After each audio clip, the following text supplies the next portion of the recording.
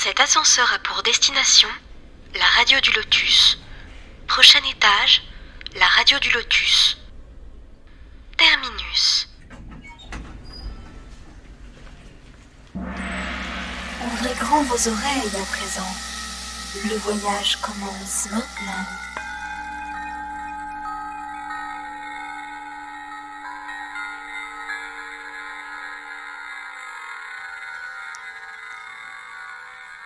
Bonsoir à toutes et à tous, vous êtes sur la radio du Lotus, Mickaël le Lotus au micro, accompagné de Caroline. Bonsoir Caro. Bonsoir Mickaël et bonsoir aux auditeurs. Ça va bien ? Ça va bien. Voilà, et bien ce soir, nous recevons Didier Gutmann qui va nous parler d'un sujet que nous avons jamais abordé encore sur la radio du Lotus depuis 2017 qu'elle existe, le I-Ching. Donc nous allons parler du I-Ching ou I-Ching justement. Alors ça, c'est première question. Déjà, bonsoir Didier. Et bonsoir. Bonsoir. Ça va ? Bah oui, très bien.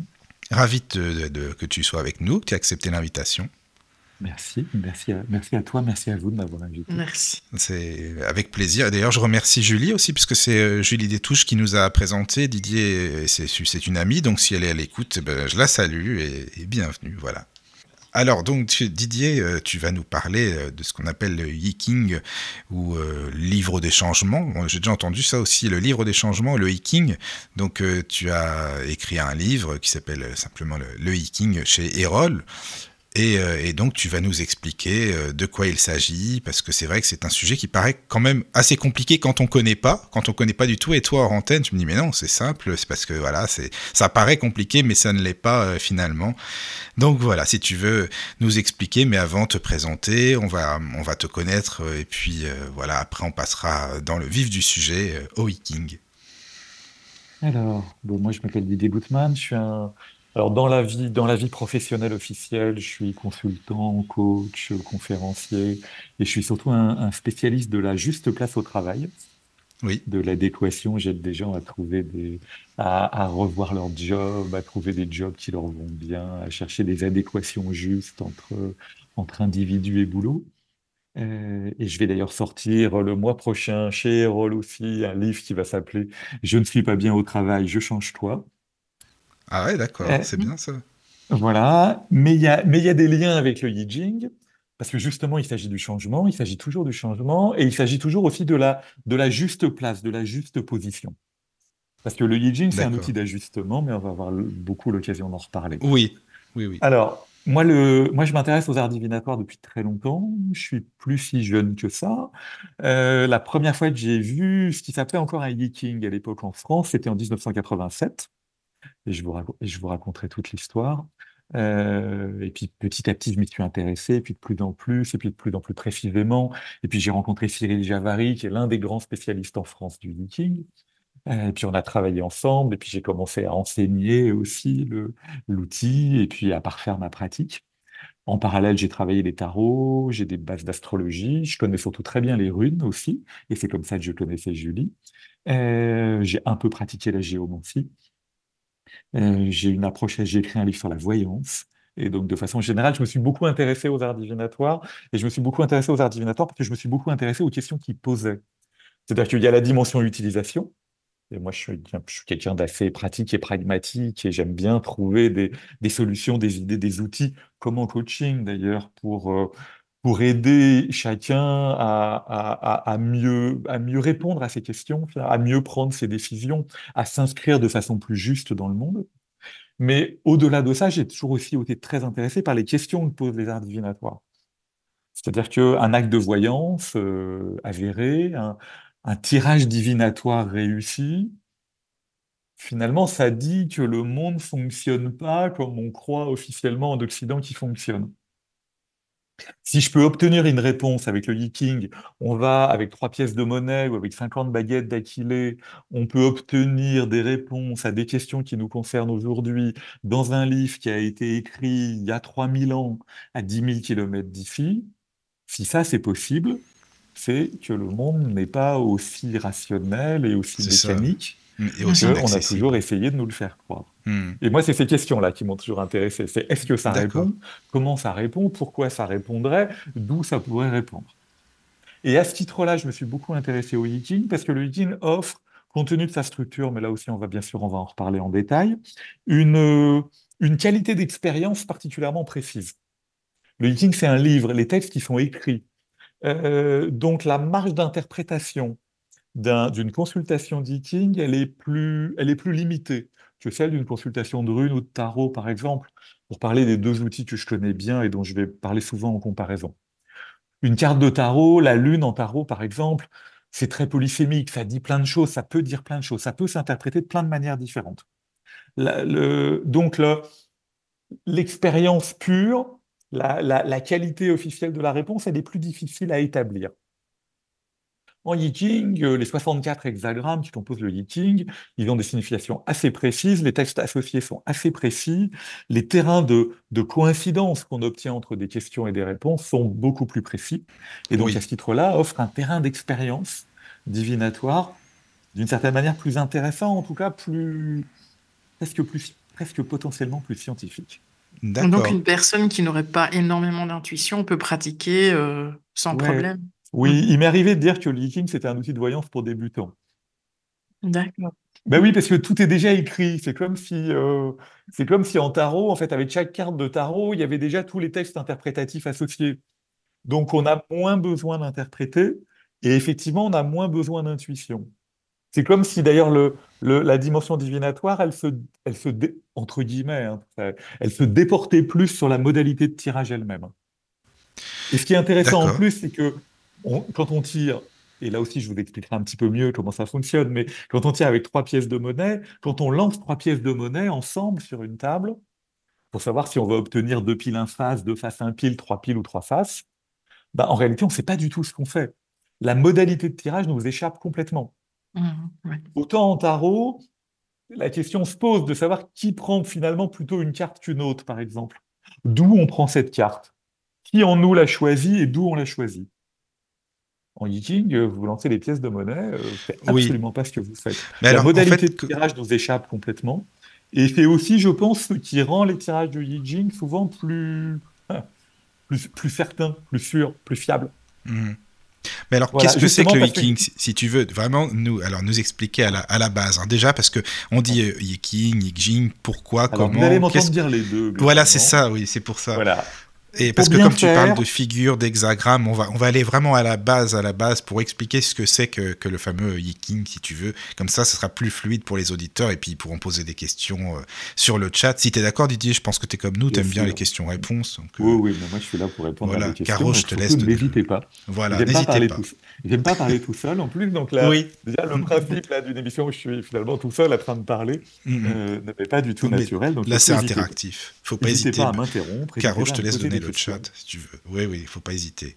Voilà, que ça soit le plus vivant Oui, donc possible. n'hésitez pas, le chat lk.io/radio du Lotus. Donc nous sommes en direct aujourd'hui, donc allez-y, Oui, oui, c'est venez. ça. C'est pas un podcast, hein. Ce n'est Vous pas une pouvez y aller. rediffusion. C'est ça. Alors Voilà. déjà, on va parler du titre, Yijing ou Yiking. Exactement. Alors c'est la même chose, bien évidemment, c'est juste Hmm. deux manières différentes de transcrire les sons chinois en français.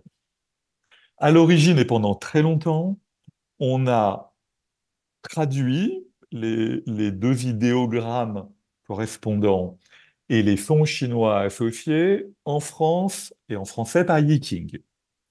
Pourquoi? Parce que les missionnaires jésuites qui sont rentrés à Canton, au sud de la Chine, qui ont découvert le texte, qui l'ont ramené, qui l'ont d'abord traduit en latin originellement, puis après il aura été traduit en français.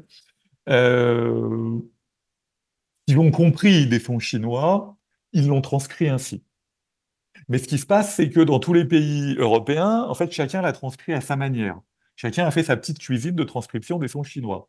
Donc les Anglais, eux, ils ont appelé ça I Ching, les Allemands, ils ont appelé ça I Ging, et les Italiens, ils ont appelé ça I Ching. Et nous, on appelait ça Yi King. C'était la même chose, c'était juste une manière de transcrire les sons. Et puis à un moment donné, plus récemment, les Chinois, les officiels chinois, ont mis au point ce qu'on appelle le pinyin, qui est, on va dire, une manière officielle de transcrire les sons chinois en langue occidentale. C'est au titre du pinyin que le nom de la capitale chinoise, que les Français appelaient Pékin, est devenu Beijing dans tous les aéroports du monde. sachant que Beijing est quelque part plus près de la prononciation chinoise, en tout cas de la prononciation pékinoise officielle, parce que la Chine, c'est un très très grand pays. Donc il y a aussi des dialectes, des différences de prononciation, etc. Mais c'est comme ça qu'on s'est rapproché du son chinois. Et si vous allez prendre un avion pour la capitale chinoise à Roissy, vous ne cherchez pas Pékin, vous ne verrez indiqué que Beijing. De la même façon, il serait logique aujourd'hui, pour les mêmes raisons, que tous ensemble, partout en Europe et dans le monde, on utilise, pour transcrire les deux idéogrammes dont je vais vous parler après, qui donnent le titre à cet ouvrage très ancien, on transcrit ça par Yijing. On est un peu plus près des sons chinois, et en plus, ça permet aussi de faire disparaître la référence au king, qui naturellement et tout de suite appelle la référence au roi, mais qui ici ne correspond à rien, même s'il y a un roi mythique, le roi Wen, qui est censé avoir écrit le Yijing, mais ça c'est une autre histoire. Alors, mais vous allez m'entendre dire l'un et l'autre, parce que j'ai longtemps travaillé, la bascule s'est faite, en France, la bascule s'est faite à peu près au début des années 2000.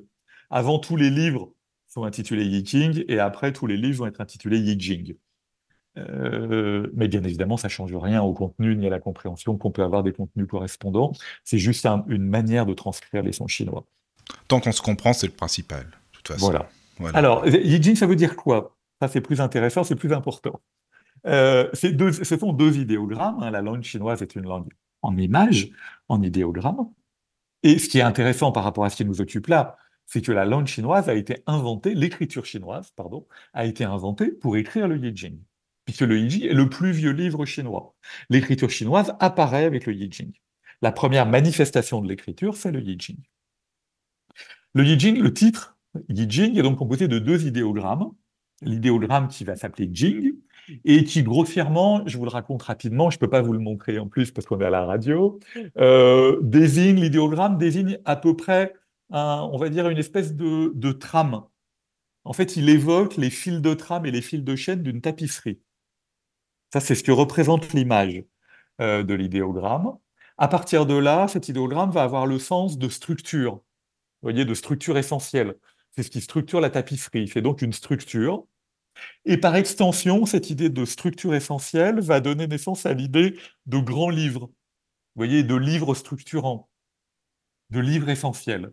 C'est pour ça que le Jing va être traduit soit par livre, soit par grand livre, soit par canon, qui est un mot un peu plus précieux, soit par classique.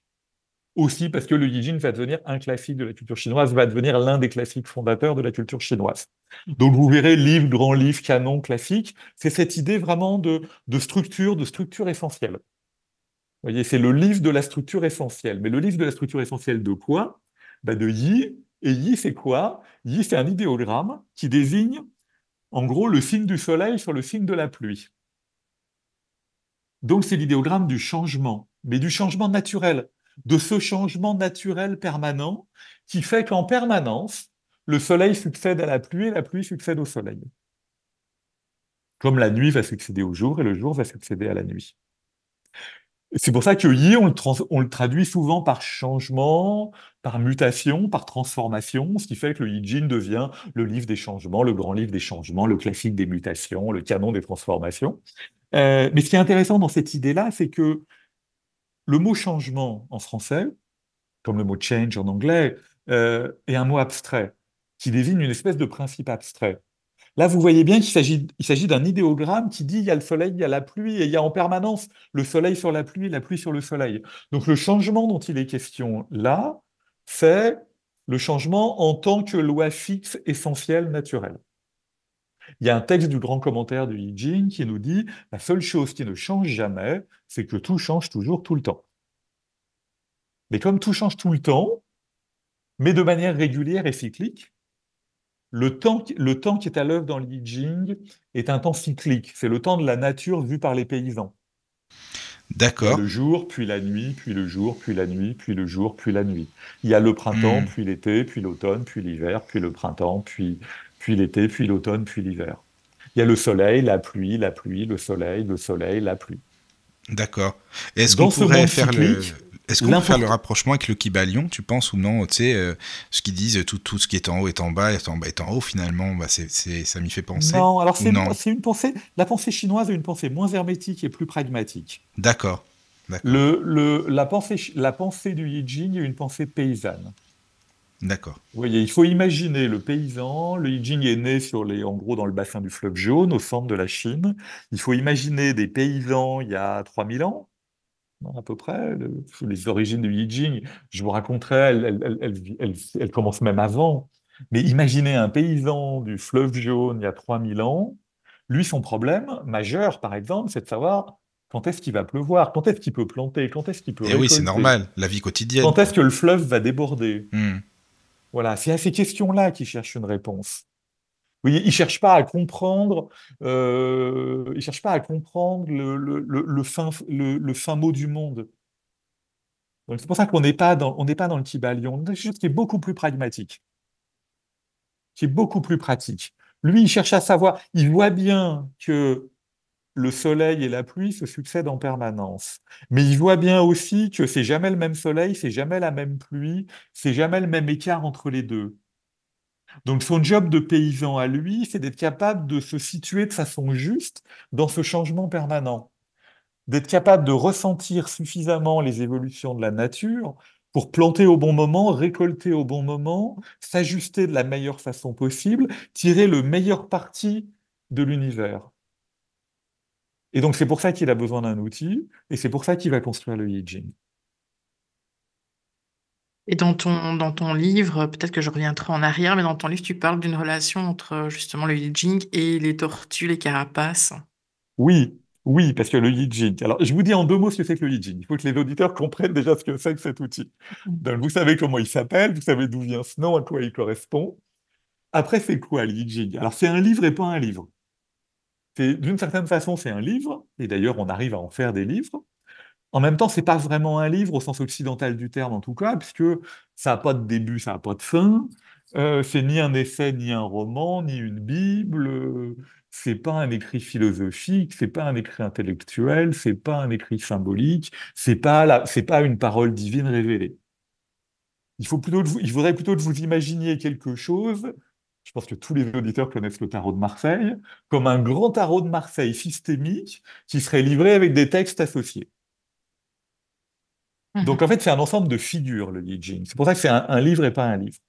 C'est un ensemble de figures. De la même façon que le tarot, c'est un ensemble de 22 ou 78 figures, suivant qu'on considère les majeurs ou les majeurs et les mineurs. Le I Ching, c'est un livre qui englobe 64 figures et les textes qui sont consacrés à chacune. Alors pourquoi 64? Parce que les figures du I Ching sont des figures abstraites. Ce sont des figures qui sont composées uniquement de deux types de traits. Un trait plein, vous voyez, imaginez comme une petite droite, là, à l'horizontale, ou un trait ouvert, c'est-à-dire la même petite droite à l'horizontale, mais en trois parties. Un trait plein, un milieu vide, un petit trait plein. D'accord? Mhm. Ça vous va? Jusque-là, ça va. C'est bon, Voilà. Et ça va. ces deux traits, ces deux polarités vont incarner quelque part le soleil, la pluie, le jour, la nuit, et ce qu'on appellera plus tard le yin et le yang, c'est-à-dire ces deux énergies fondatrices de l'univers, qu'on ne peut pas transcrire par masculin-féminin, ça c'est pas juste, qui sont vraiment deux énergies à l'œuvre, l'une qui est l'énergie qui donne naissance, et l'autre l'énergie qui mène à terme. L'une l'énergie voilà, qui réchauffe, et l'autre qui refroidit. Ces deux énergies essentielles, ces deux polarités essentielles qui constituent l'univers dans la pensée chinoise, sont donc matérialisées par deux types de traits. Et après, vous imaginez des figures à 6 traits, les uns au-dessus des autres. Or, si vous combinez 6 fois deux positions, ben vous avez 64 figures possibles. Et donc, c'est pour ça que c'est vraiment un truc systémique, le I Ching, contrairement au tarot, qui est plutôt un parcours, un chemin d'image, contrairement aux runes, qui regroupent 24 ou 25 figures un peu magiques. Là, vous avez les 64 combinaisons possibles des deux traits originels.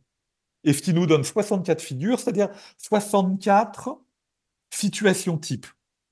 Dans ce grand mouvement du changement permanent, le I Ching nous offre 64 paires. Ça serait comme une boussole un peu à 64 positions. Il n'y en a pas une avant D'accord. les autres. L'ordre des figures dans le I Ching n'a pas beaucoup d'importance. Hmm. C'est pas un chemin. Vous imaginez comme sur une boussole. Imaginez un GPS à 64 positions de base. D'accord.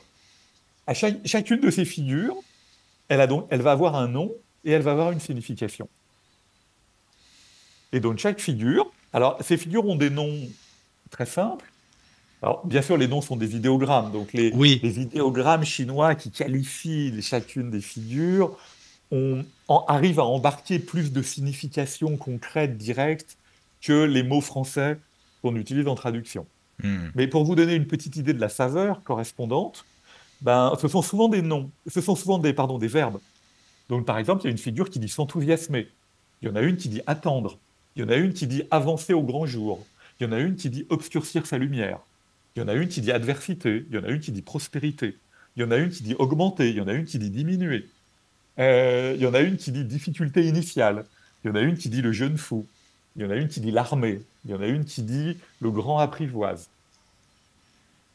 Et donc, au travers de verbes ou de noms, chaque nom de figure caractérise une situation type et un conseil associé.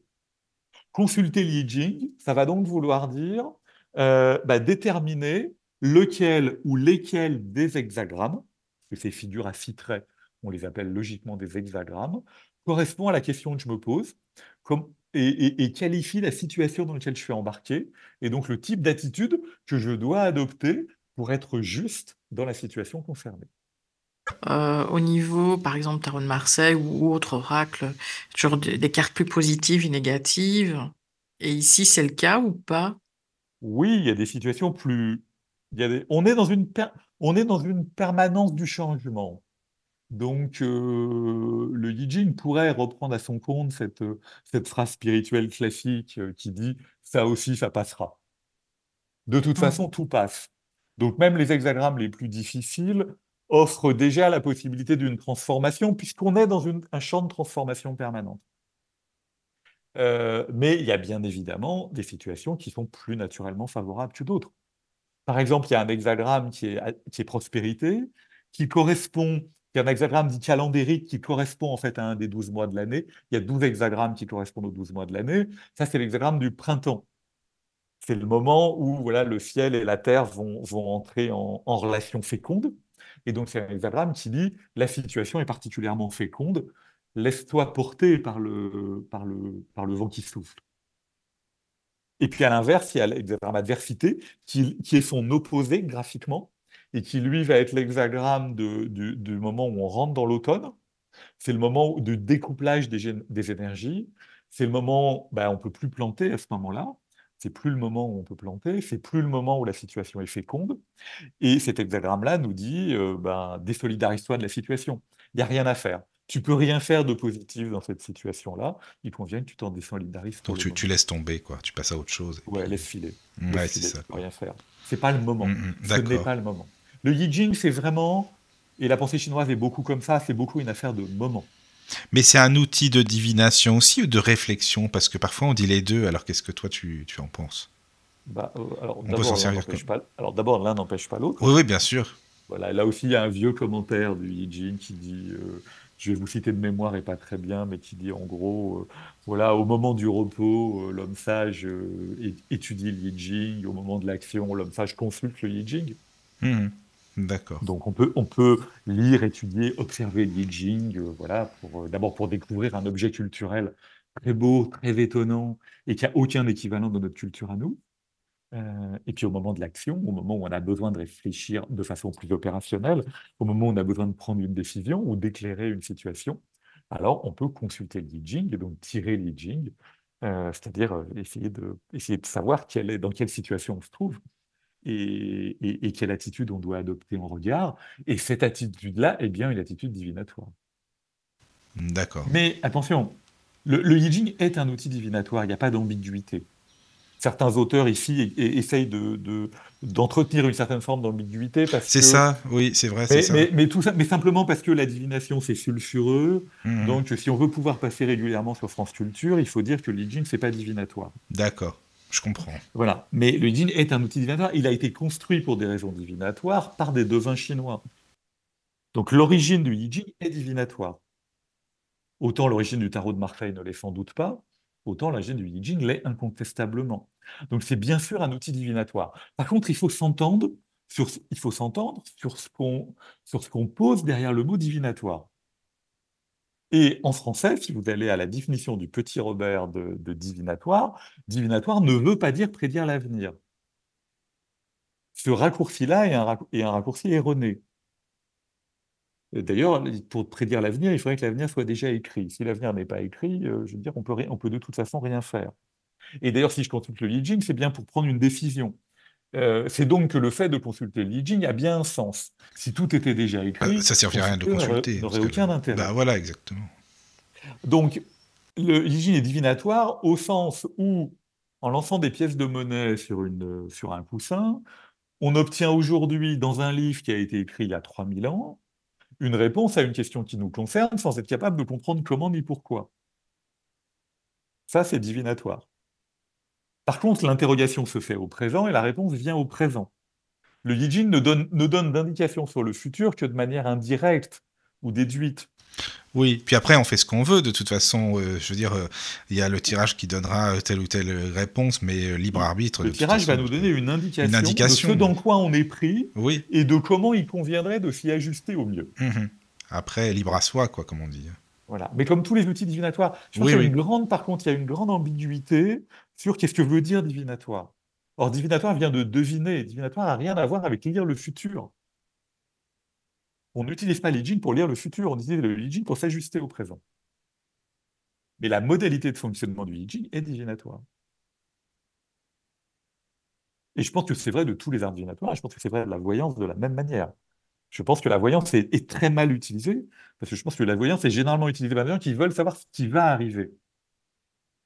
Bah, les gens Or, ça, font c'est... ça en majorité. Hein. Oui, or ça, c'est pas possible en réalité. Mhm. Là où la voyance fonctionne très bien, c'est pour vous dire où est-ce que vous en êtes aujourd'hui, dans quoi vous êtes pris, pour vous donner des informations dont vous avez besoin pour mieux décider aujourd'hui de ce que vous allez faire aujourd'hui et qui va féconder le futur. Et puis c'est plus constructif, hein, en même temps. Mais surtout, c'est la seule chose qui est possible. Oui. Et d'ailleurs, les grands voyants, moi j'ai consulté beaucoup des grands voyants français, sur le présent, ils sont justes à 95%. Sur le futur, ils sont faux à 60%. Ce qui est bien la preuve que le futur n'est pas lisible. Et qu'en plus, le simple fait de consulter un oracle, de tirer l'I Ching, de tirer les cartes, d'aller voir un voyant, si vous êtes suffisamment réceptif, ça va modifier votre perception du présent, donc ça va modifier le futur.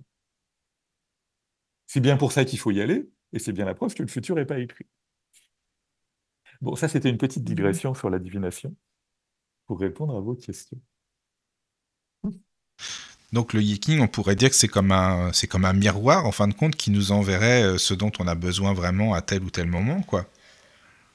Alors, je ne sais pas si c'est un miroir, parce que un miroir, ça se contente de réfléchir ce qu'il a devant lui. D'accord, oui. Donc non, j'emploierai pas cette expression. C'est pas un coach. Non, D'accord. le I Ching serait plutôt comme il y a une métaphore qu'on aime bien employer entre nous, entre utilisateurs de I Ching. Imaginez que vous êtes, voilà, vous allez faire une grande randonnée en montagne. Oui. Voilà, vous partez sac à dos, courageusement, vaillamment, puis vous avancez, puis vous commencez à être fatigué, puis la météo commence à se dégrader, puis vous n'êtes pas sûr de l'endroit où est le refuge. Et donc, vous avez un vrai problème de situation. Vous ne connaissez pas le terrain, c'est la première fois que vous êtes là, vous ne savez pas où est le refuge, vous ne savez pas lire la météo en montagne. Donc, vous avez un vrai souci. Vous ne savez pas si vous devez vous arrêter maintenant, si vous avez une chance d'arriver jusqu'au refuge, ce que vous devez faire. Et puis là, il y a quelqu'un qui apparaît, il y a un montagnard qui apparaît sur le chemin. Et au montagnard, vous allez pouvoir poser la question. Lui dire, mais qu'est-ce que je fais? Ben, qu'est-ce que je fais maintenant? Est-ce que je prends la route à droite? Est-ce que je prends la route à gauche? Est-ce que je m'arrête maintenant? J'essaye de planter la tente? Est-ce que j'ai une chance d'aller jusqu'au refuge? Et le montagnard, lui, il connaît bien la montagne. Il sait où est le refuge, il connaît les chemins, il connaît la météo, il a l'habitude de voir des randonneurs, il voit comment vous êtes équipés, il voit dans quel état physique et psychique vous êtes. Et il peut vous donner une indication. Il peut vous dire, bah là, tel que tu es configuré, à ce moment-là, à cet endroit-là, il vaudrait mieux que tu t'arrêtes. Ou alors il vaudrait mieux que tu forces l'allure.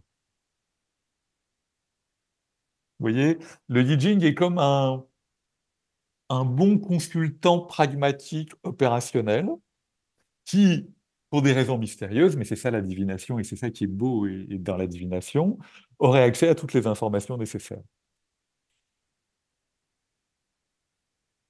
auxquelles nous, on n'accède pas nécessairement, soit parce qu'on a trop le nez dans le guidon, donc on ne les voit pas, on ne les voit plus, soit parce qu'on n'a pas nécessairement accès à toutes les informations nécessaires. Enfin, si en réalité on y a accès, mais on ne sait pas, souvent, généralement, on sait pas canaliser cet accès.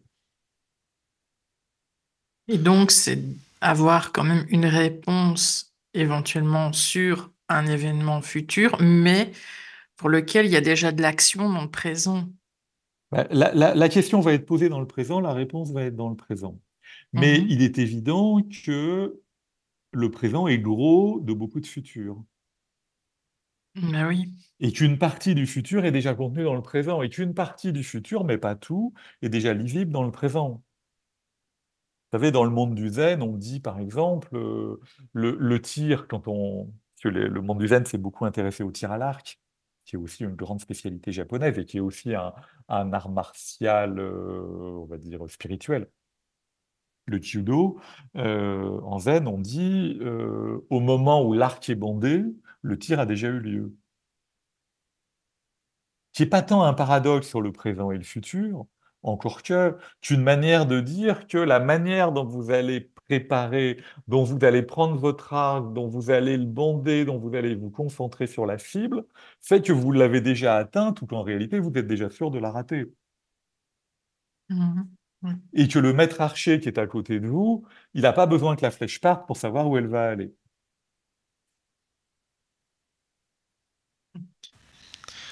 Alors, s'il y a des questions ou autres, hein, n'hésitez pas, hein, sur le chat, les amis, parce que c'est vrai qu'il y a quelques Alors, personnes. il y a une question de... ben, déjà, bonsoir à ceux qui sont sur le chat. Il y a une question de Myriam, mais je n'ai pas trop bien compris, Bonsoir, la Myriam. question. Si tu veux préciser, Myriam. Donc, elle dit, donc, tu peux faire le tirage pour nous si on pose une question sur une situation. Alors oui et non. Alors, Ou alors, ça le peut. Ouais. mieux avec le Yi c'est quand même de tirer, de faire ses propres tirages, quitte à ce que quelqu'un vous aide à les interpréter. Mais c'est-à-dire que ça soit vous, ici, maintenant, avec votre énergie, qui lancez les pièces de monnaie. Si moi, j'essaye de lancer les pièces pour quelqu'un d'autre, je vais me retrouver dans une position de voyant, en fait. Je vais faire de la voyance par le Yi. C'est pas nécessairement impossible. Ça donne rarement des résultats tellement précis. Pour jouer à ça, il vaut mieux utiliser les tarots. Là, pour le coup, les tarots, c'est un meilleur support de cristallisation de la voyance. Donc, c'est pas que ça soit impossible, c'est qu'il y a une logique en Yi à ce que chacun fasse ses propres tirages, aussi mystérieux que ça puisse être, quitte à ce que quelqu'un d'autre, effectivement, vous aide à les interpréter. Mais alors, tu parles de tirage, donc ce sont avec des pièces de monnaie. Hein. Tu parlais de pièces de Alors, monnaie, de ouais, baguettes il y a aussi. deux grandes manières de tirer le Yi historiquement. Oui. Alors, il y a une première manière, la manière la plus ancienne, la plus pure, on va dire, et une méthode assez complexe. Les tirages prennent à peu près 15 minutes, et le mode d'emploi du tirage, je ne vais pas vous l'infliger là parce que c'est assez compliqué. Mais ce mode de tirage utilise 50 baguettes. Alors, des baguettes, originellement en Chine, on utilisait des baguettes d'aquilée, mais ce qu'on peut utiliser nous aussi, parce que l'aquilée est une plante qui pousse en Chine, mais qui pousse aussi chez nous.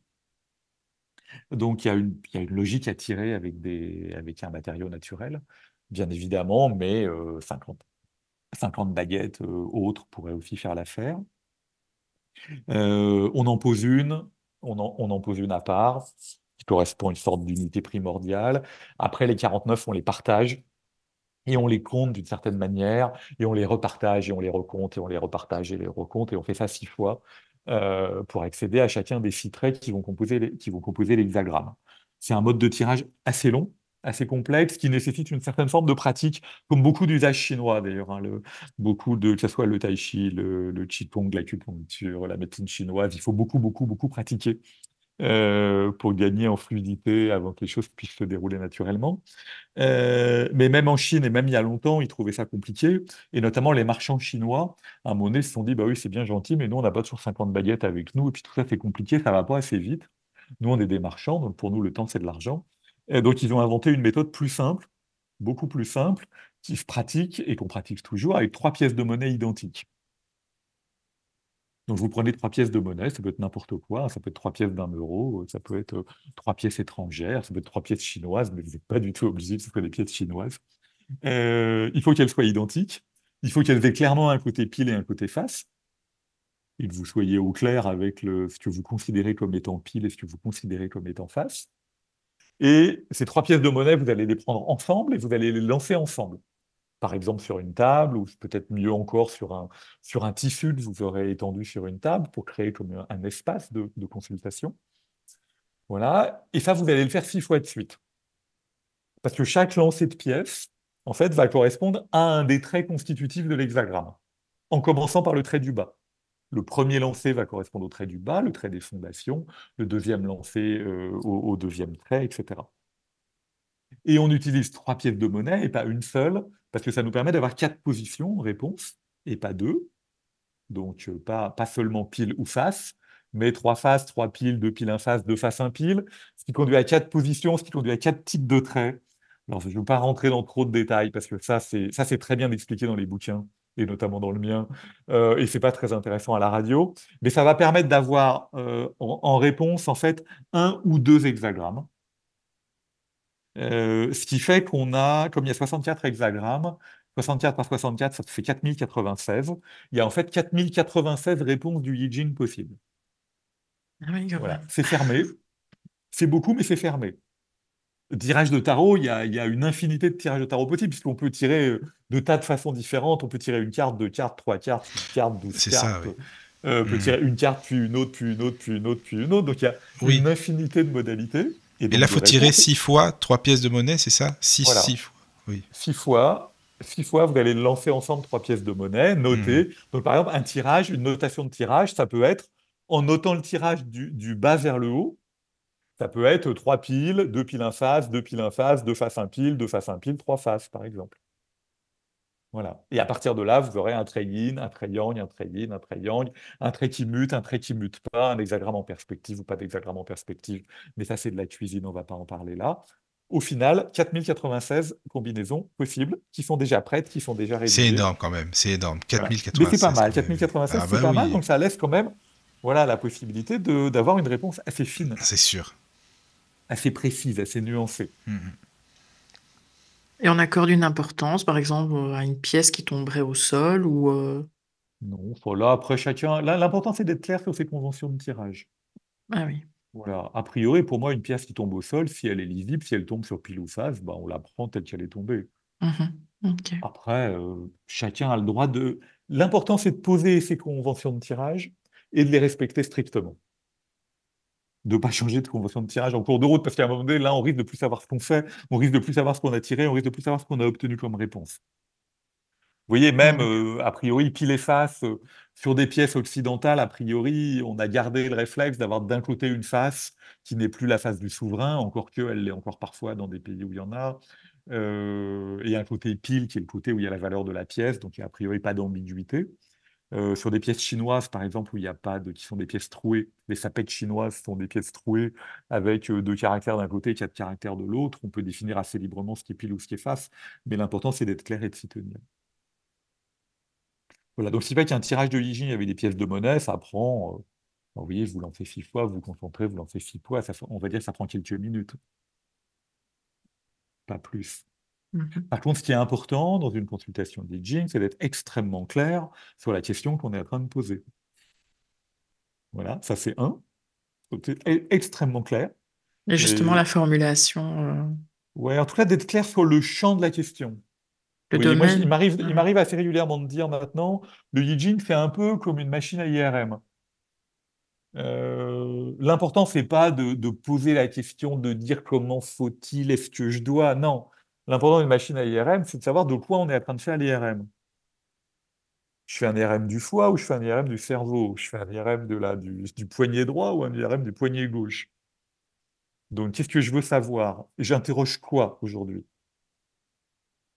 Voilà. En sachant après que le Yijing a, et là c'est aussi une grande différence avec les arts divinatoires qu'on a plutôt l'habitude de pratiquer ici, c'est que les réponses du Yijing étant déjà écrites, il y a une vraie logique et une vraie cohérence à adapter nos questions au type de réponse qu'on va pouvoir obtenir. Vous voyez, le Yijing, par exemple, il répond attendre, il répond s'enthousiasmer, il répond obstruction, il répond divergence. Ça sert à rien de lui poser des questions de type qu'est-ce que je dois faire comme métier quand je serai grand? Mhm. Parce que les types de métiers, ils ne sont pas dans le Yi Jing. Vous voyez? D'accord. Ouais. Voilà. On peut poser au Yi Jing comment est-ce que je peux m'orienter au mieux?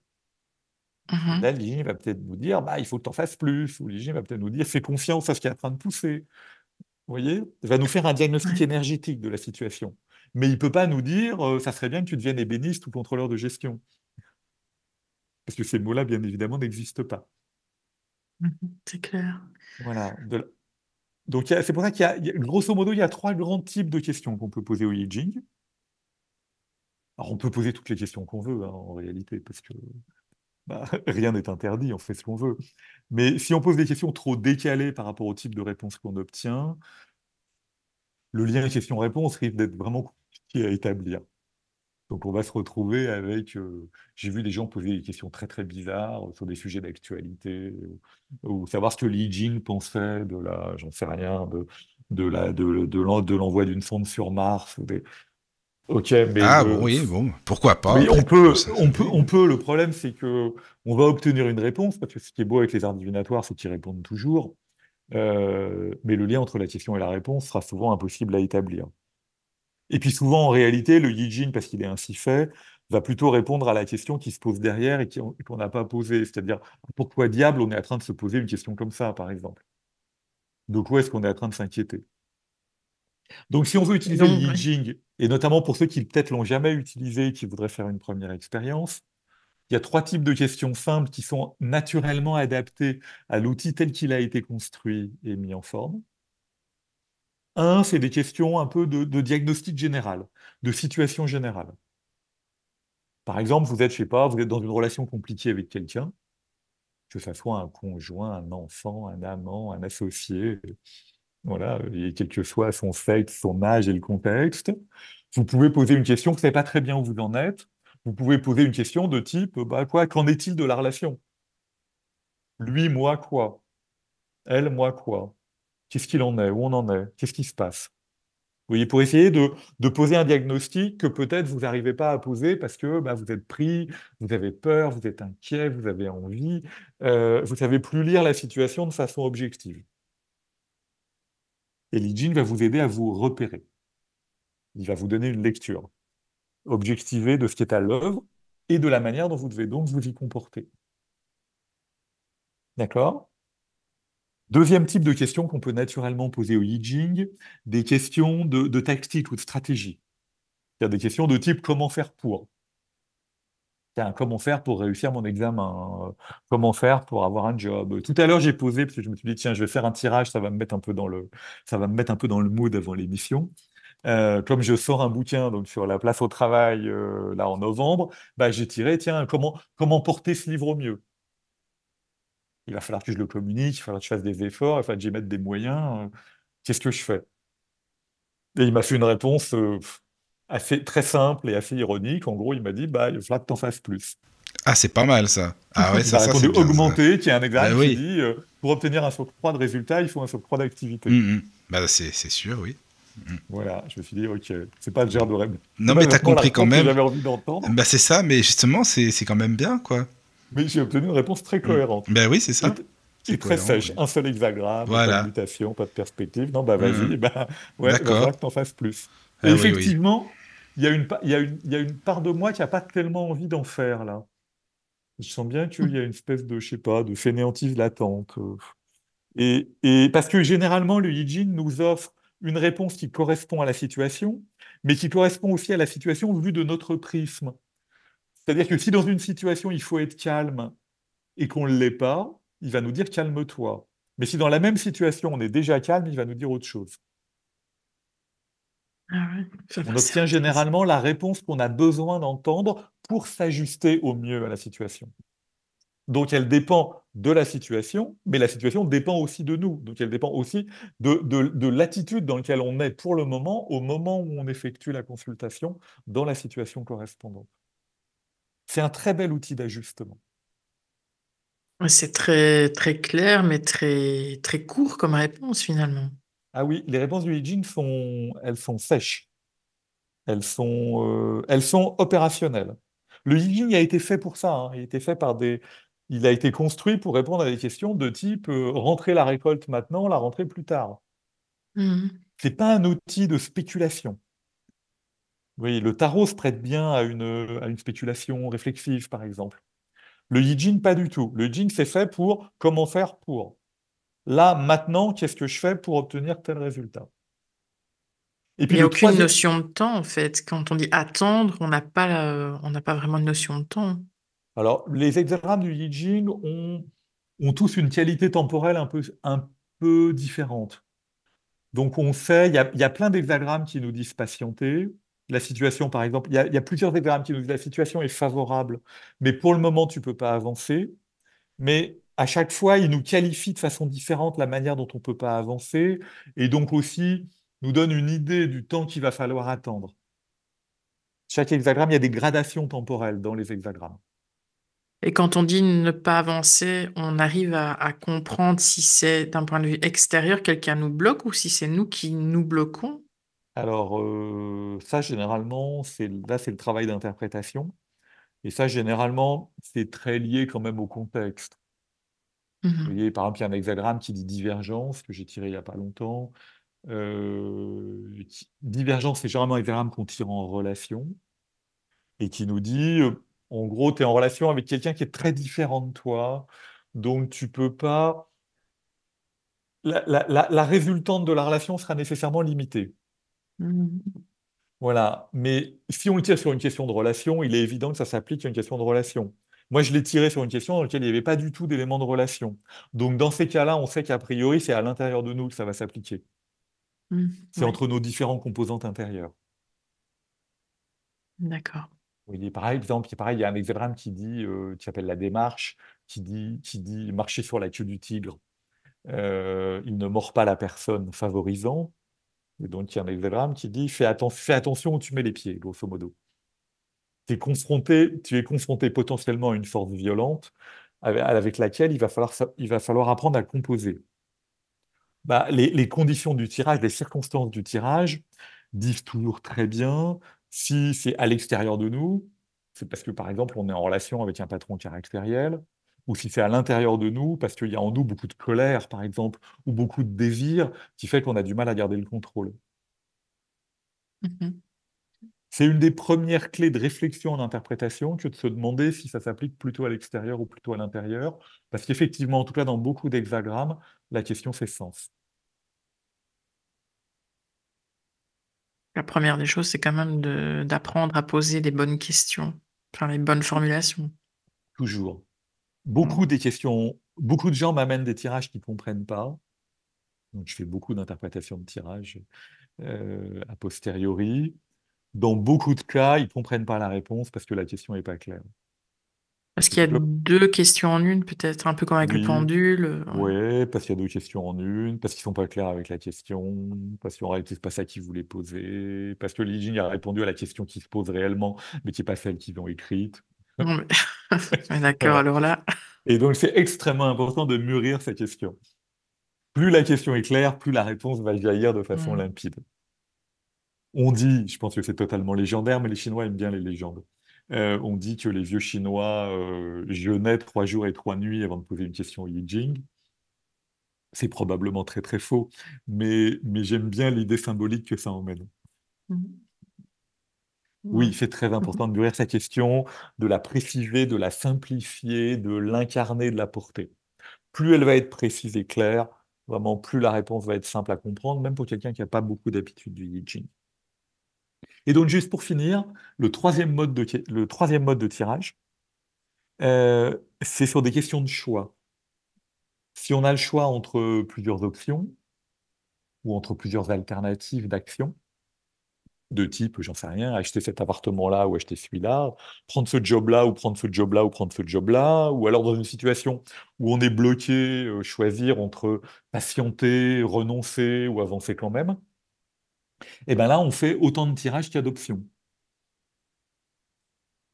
C'est-à-dire qu'on fait un tirage sur acheter une maison de campagne en Bretagne et on fait un autre tirage sur acheter une maison de campagne en Normandie.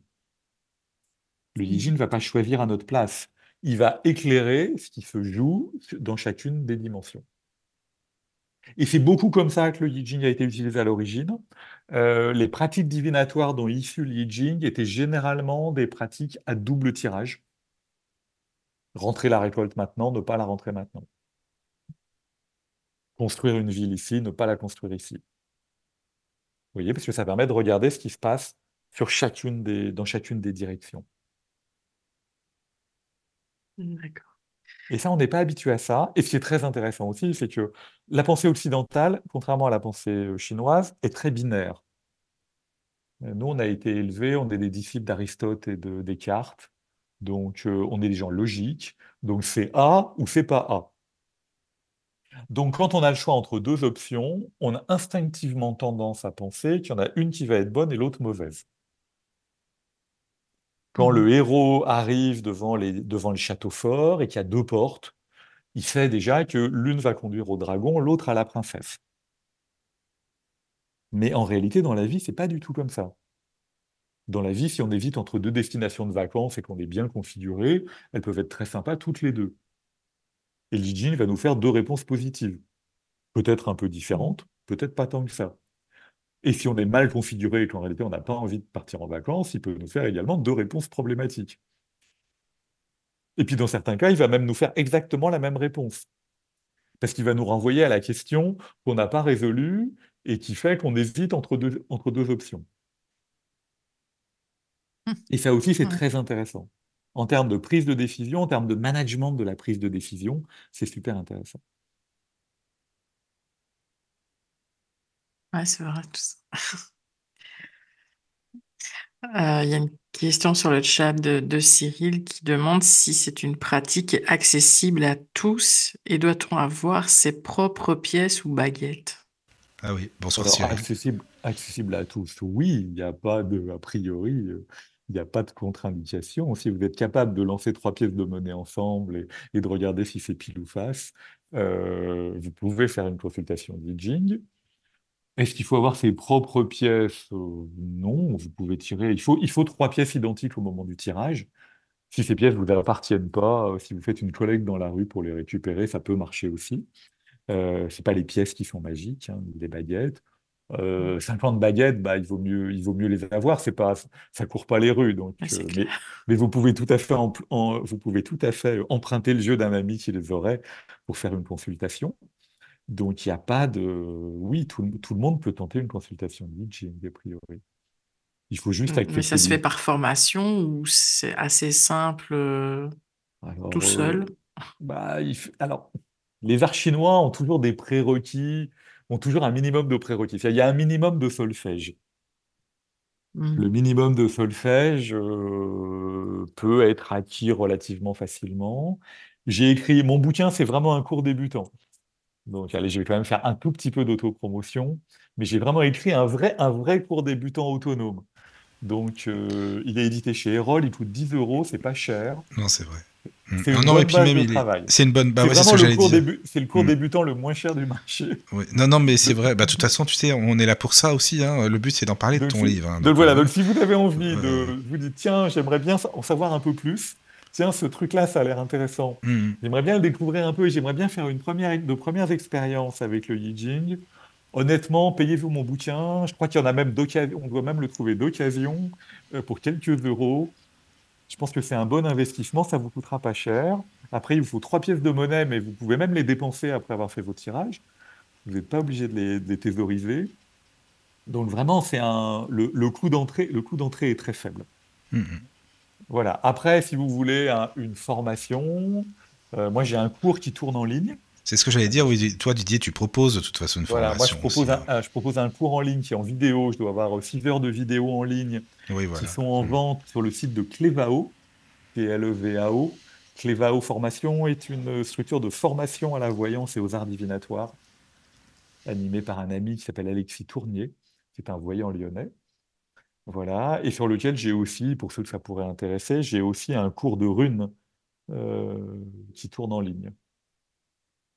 Voilà, et puis Alexis, sur le site de Clevao, propose beaucoup d'autres choses, des cours de tarot, des cours d'oracle de Béline, des cours d'oracle G, des cours de remote viewing, c'est-à-dire une formation à la voyance à distance, etc. Voilà. Mais si vous voulez commencer, pas dépenser beaucoup d'argent, voir ce que c'est, je vous dis mon bouquin, essayez de trouver mon bouquin d'occasion, ça vous coûtera Bah quelques oui, Didier euros. Gutmann, on peut le trouver facilement, de toute façon, Ouais, il est l'éditeur. facile à trouver, Didier Oui, oui. Gutmann, G-O-U-T-M-A-N, j'ai pas d'homonyme, donc c'est facile. Voilà, c'est bon, quoi. Vous y accédez facilement, vous le trouvez facilement. Mm, mm, Il y a un solfège. On ne peut pas débarquer tout à fait comme ça dans le Yi Jing. Déjà, les modalités de tirage, faut prendre un petit peu le temps de comprendre comment ça se tire, comment ça répond. Et puis après, de rentrer un peu, comme toujours dans les arts divinatoires, si on veut pouvoir les utiliser bien, il faut rentrer dans chacune des figures pour comprendre ce que sont chacune de ces figures et en quoi elles sont différentes les unes des autres. Mais est-ce qu'on Comme en peut faire... tarot, tant que vous n'avez pas une vision des 22 lames et de ce qu'elles sont et de ce Oui, qu'elles c'est font de ça. différent et de ce qu'elles disent de Mm. différent, c'est quand même difficile de faire vraiment des tirages, Mais même est-ce si que on ça peut. sert à rien, Didier, de faire plusieurs tirages, par exemple, plusieurs tirages à la suite pour une même question, pour être sûr que, bah voilà, pour mieux comprendre, est-ce que c'est sûr ou non, ou finalement Non, alors ça, c'est jamais une bonne idée. c'est pas une bonne idée, non plus. Ça, c'est jamais une bonne idée parce que il faut être clair quand même quand on consulte les arts divinatoires, quels qu'ils soient, et quelle que soit la façon dont on le fait. Pour moi, il faut être clair. Soit on pense que ça peut pas répondre. Soit on est de culture, j'ai envie de dire, vous voyez, occidentale, raisonnée, classique, et on considère qu'il est a priori impossible d'obtenir une réponse qui me concerne aujourd'hui en jetant des pièces de monnaie sur une table. Si tel est le cas, il n'y a pas de raison de tirer le Li Jing, ou alors c'est un jeu de société.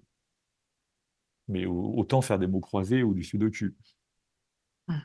Soit on accepte l'idée, aussi mystérieuse, étrange et quelque part dérangeante culturellement soit-elle, que ça peut répondre. Et auquel cas, il faut accepter que ça a répondu. On ne peut pas comprendre un tirage si on n'accepte pas que ce soit ça la réponse. Si on a une attitude de consommateur désinvolte, qui consiste à dire si la réponse m'arrange, je la prends, si la réponse ne m'arrange pas, je recommence, vous êtes vous êtes dans une absurdité intellectuelle totale en réalité. Bah, c'est clair. Il y en a beaucoup qui le font avec les Oui, cartes, hein. oui, Bon, je oui, bah avec recommence et tout, c'est toujours la même chose avec finalement. les voyants aussi. Quand est-ce que je Mm. vais rencontrer quelqu'un? Je vais voir une voyante. La voyante me dit non, mais pour le moment, tel que vous êtes configuré, vous allez rencontrer personne. Oh, elle est conne, cette voyante, je l'aime pas. Mm. C'est pas bien ce qu'elle me dit, ça me va pas du tout. D'ailleurs, elle est pas bonne. Et puis d'ailleurs, la voyance, on sait bien que on sait même pas si ça existe. Je vais aller en voir une autre. Mais cette attitude-là, elle est foncièrement stupide et elle est totalement stérile. Si vous pensez que la voyance, ça n'existe pas, c'est consultez surtout pas. Économisez votre temps et votre argent. Mais si vous considérez que vous allez consulter quelqu'un qui a accès à un minimum d'informations, alors ce serait au moins bien de l'écouter réellement. C'est pareil avec les outils divinatoires. Ça paraît logique, hein, mais Voilà. bon. Et j'en suis même à dire, moi, aujourd'hui, de façon plus radicale, mais de dire, soyons clairs, là aussi, soit ça peut pas répondre, et donc il faut pas tirer. En tout cas, ou seulement par jeu, ou seulement par curiosité intellectuelle. Et soit ça répond. Et si vraiment ça peut répondre, et tous les gens qui utilisent régulièrement ces outils savent que, aussi dérangeant que ce puisse être, ça répond. Et bien si ça répond, c'est bien que ces outils nous permettent de nous relier à Mm. l'endroit où on est capable d'obtenir dans l'univers les réponses dont on a besoin. À ce moment-là, consulter devient un acte sacré. Et avec un acte sacré, on ne plaisante pas. Donc si on a obtenu une réponse, on la considère. Sinon, on fait comme si ce n'était pas un acte sacré, on fait comme si c'était un acte ordinaire. On fait comme si on ouvrait l'annuaire du téléphone pour voir si par hasard il ne se créait pas une synchronicité. C'est pas sérieux, c'est pas juste. Mais est-ce qu'on peut Et lutter? Vas-y, Caro, parce qu'on a plein de questions. Donc, Didier, j'espère que ça va, parce qu'il y a pas de il y a Ça plein de va très questions. bien. Bon, bah, Il n'est que vas-y, Caro. Alors, il n'est que 22 heures, tout va bien. D'accord. Je bois une gorgée Bah, d'eau vas-y, en hein, tu sais. en écoutant votre question et je vous réponds Vas-y, après. Caro, parce qu'il y a pas mal de Et par questions. exemple, bon, une personne demande à ce qu'il y ait une personne qui interprète pour elle parce qu'elle ne s'y connaît pas. Bon, bref. Elle jette les pièces, par exemple, et il y a plusieurs personnes qui vont interpréter. Est-ce que chaque personne va avoir une interprétation différente avec le I Ching ou bien on est tous d'accord, on a tous la même Oh, réponse? non, alors avec le Yi Jing, les marges d'interprétation devraient être moins importantes Ah oui. qu'avec d'autres outils. Parce que quand il y a marqué attendre, que le sens de l'hexagramme c'est attendre, que l'hexagramme te dit en gros pour le moment tu patientes et tu bouges pas, la marge d'interprétation est quand même pas exceptionnelle. Voilà. C'est sûr. Après, ça c'est une réponse bon, un peu lapidaire. Après, l'être humain est ainsi fait que bien évidemment, surtout s'il ne connaît pas très bien l'outil, ou qu'il n'est pas très correctement, convenablement détaché, il va avoir tendance à interpréter et à projeter. Et à partir de là, plein de projections sont possibles. Mhm. Si les gens qui interprètent ne sont pas correctement détachés, je veux dire, le font pas avec à la fois la maîtrise et la mesure nécessaires, bah bien sûr qu'ils risquent de projeter sur les noms des hexagrammes, sur la situation de l'autre, etc. Bien sûr. Et donc, à partir Donc, de là, on ouais. peut avoir des interprétations tout à fait différentes. Et donc, on a quand même cette difficulté, comme avec les oracles, les tarots, etc., de tirer les cartes pour nous-mêmes. Enfin, Elle est réduite. En matière de I oui. Ching, elle est réduite quand même. Quand on connaît Mhm. bien l'I Ching, là encore, la marge d'interprétation est quand même beaucoup plus limitée. Vous voyez, par exemple, Maud Christen, grande voyante Oui. française, dit, moi, je peux pas tirer les tarots pour moi, ça marche pas. Pour moi, je tire le I Ching.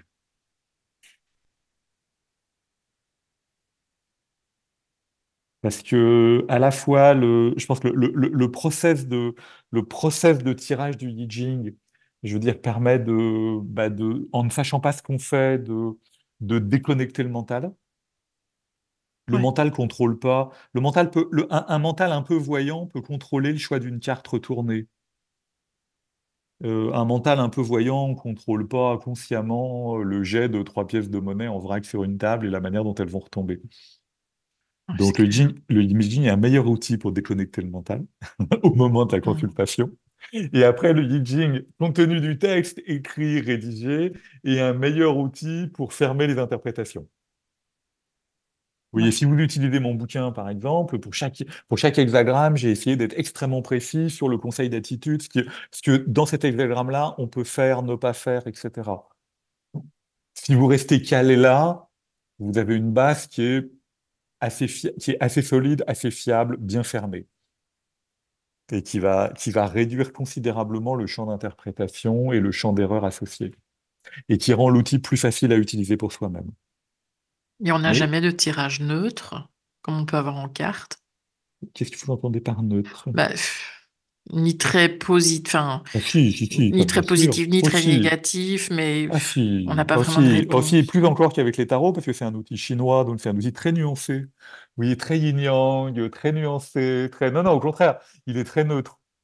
Euh, Moi, j'ai des amis, j'ai une amie voyante avec qui j'ai écrit un livre sur la voyance, par exemple, qui trouve que le Yi Jing, c'est bien, mais enfin, c'est trop...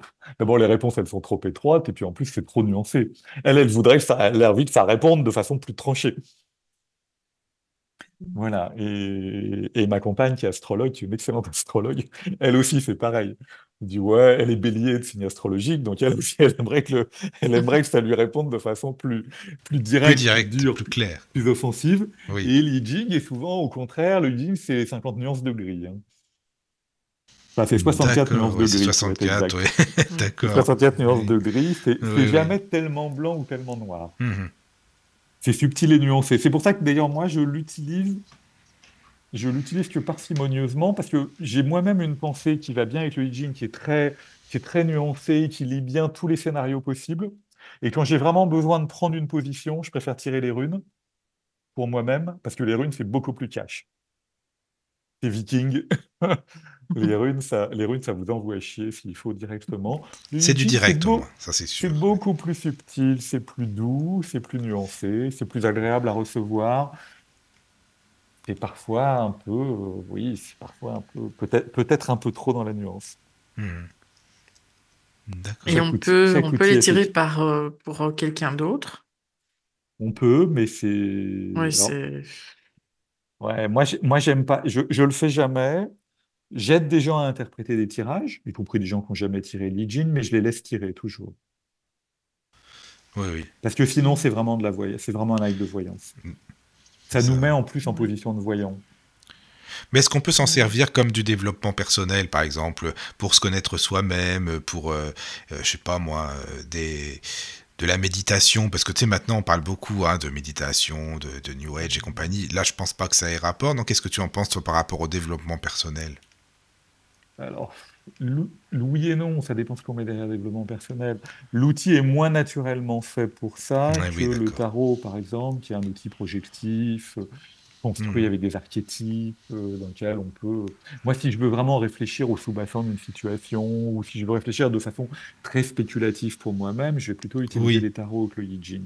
d'accord. Euh, Après, en développement personnel, là où l'I Ching peut être un outil de développement personnel, au cœur de sa propre configuration, c'est dans la mesure où il peut nous aider à mieux nous ajuster au monde qui nous entoure. Oui.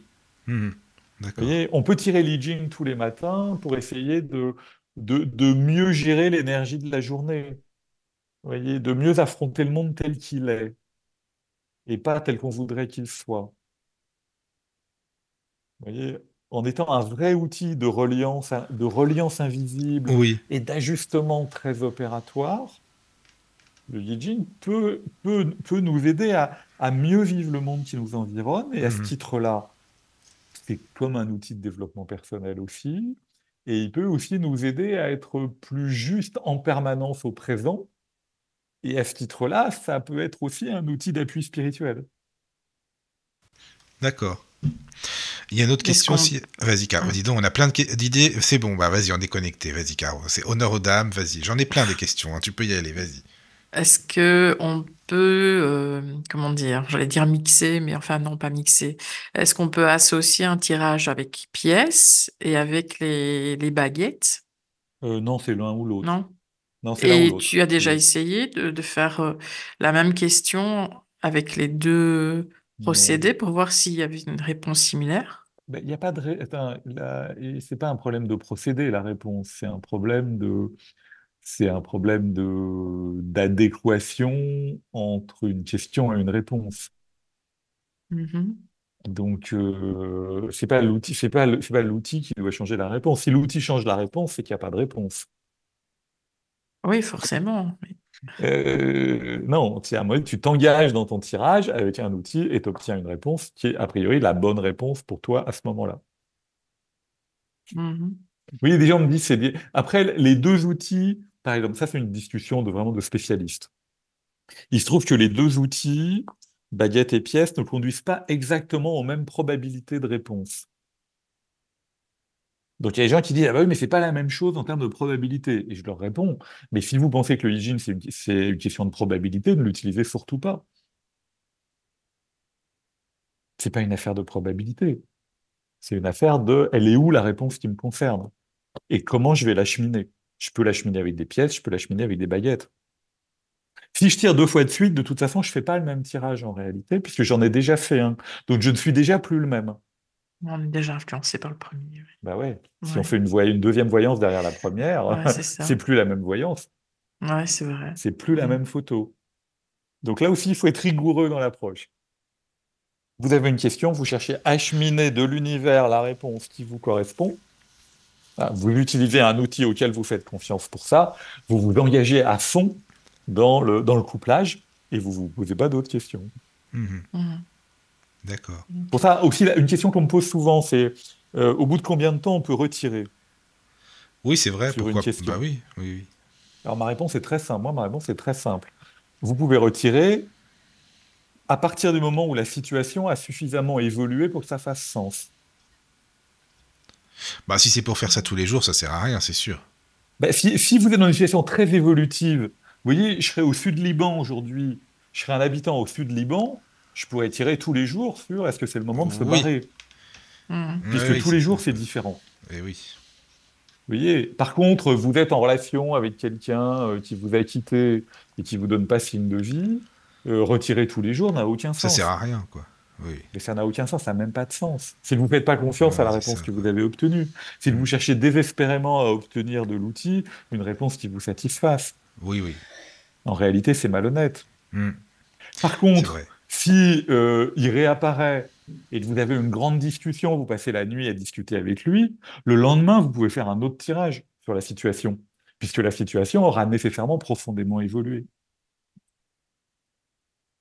Vous voyez, donc c'est pas un D'accord. problème de délai, c'est pas un problème, il y a pas une espèce de délai moyen C'est acceptable. d'évolution, quoi, oui ou non, quoi. C'est un problème d'évolution. S'il ne Mm. s'est rien passé de nouveau, ça ne fait aucun sens de retirer. Eh oui, Si oui, la oui. situation a fondamentalement évolué, vous avez parfaitement le droit de reposer une question sur la même situation, mais en réalité, ce n'est plus la même. C'est ça, oui. Et il y a une question, Didier, tu sais, c'est par rapport à ton livre. Est-ce que tu donnes des exemples de tirages dedans? C'est une question par mail, hein. Est-ce que tu donnes des exemples de tirages pour que les personnes comprennent mieux bah Alors, voilà, je donne quelques exemples. J'ai trois analyses de tirage à la fin, je crois, si mes souvenirs sont bons. Donc, j'ai fait un petit cours d'analyse de tirage en fin de bouquin. Et puis après, pour chaque hexagramme, je donne un exemple. Alors, je donne un exemple soit d'un tirage qui a eu lieu et dans lequel cet hexagramme est sorti, soit du type de tirage qu'on peut faire pour obtenir ce type d'hexagramme en réponse. Après, c'est compliqué de manier des exemples parce que les exemples sont à chaque fois très personnels. Donc en fait, il faudrait énormément les documenter pour qu'ils soient parlants. C'est un peu comme un diagnostic de médecine chinoise. Si vous n'avez pas le pouls de la personne, si vous n'avez pas sa langue, si vous n'avez pas, bah, le diable, vous ne savez pas réellement à quoi il correspond. Donc là, c'est un peu pareil. Mais dans mon bouquin, il y a quand même il y a trois exemples détaillés, des exemples précisés, concrets, quoi, détaillés, d'accord. analysés. Et puis pour chacun des hexagrammes, je donne un exemple de tirage associé. J'ai D'accord, essayé de faire ça merci bien. beaucoup pour ta réponse, oui, oui, c'est bien ça. Alors, il y a une question aussi, est-ce que l'on peut associer les hexagrammes aux éléments, aux quatre éléments, eau, air, feu, enfin voilà, aux éléments? On peut toujours. Alors, il y a des correspondances. Les correspondances, oui, bon, on pourrait dire... Alors moi, j'en utilise pas du tout. Et pour moi, ça fait pas plus sens que ça. Au moment de l'élaboration du I Ching, en plus, la pensée chinoise en 5 éléments n'existait pas encore. Donc, il y a pas d'adéquation directe, il n'y a pas d'adéquation historique. Après, on peut toujours tenter des choses, hein, on peut jouer à des jeux, on peut toujours créer des parallèles, ils seront relativement artificiels. La D'accord, réalité, en d'accord. plus, c'est que le I Ching, c'est vraiment un outil yin-yang. Donc, chaque Oui. hexagramme a une polarité dominante. Est-ce Plutôt qu'il y aurait yin, plutôt yang. des hexagrammes liés? Parce que tu sais, dans les runes, on parle des runes liées. Est-ce que c'est possible qu'il y ait plusieurs hexagrammes pour une même question, c'est-à-dire pour que ça se complète ou non, ça n'a rien à voir du tout, c'est pas du tout pareil, quoi. Ben, non, un tirage de Yi Jin, il donne un ou deux hexagrammes. C'est tout, hein. Enfin voilà, il C'est va pas tout. donner non plus. D'accord. Non. Après, on réfléchit. Le sens d'un hexagramme, on peut le réfléchir par rapport à l'hexagramme opposé, qui correspond à la situation opposée, par rapport à l'hexagramme retourné, qui correspond à la stratégie opposée. Mais ça, c'est parce que c'est un outil systémique. Donc après, on peut jouer avec la systémique interne du Yi Jing.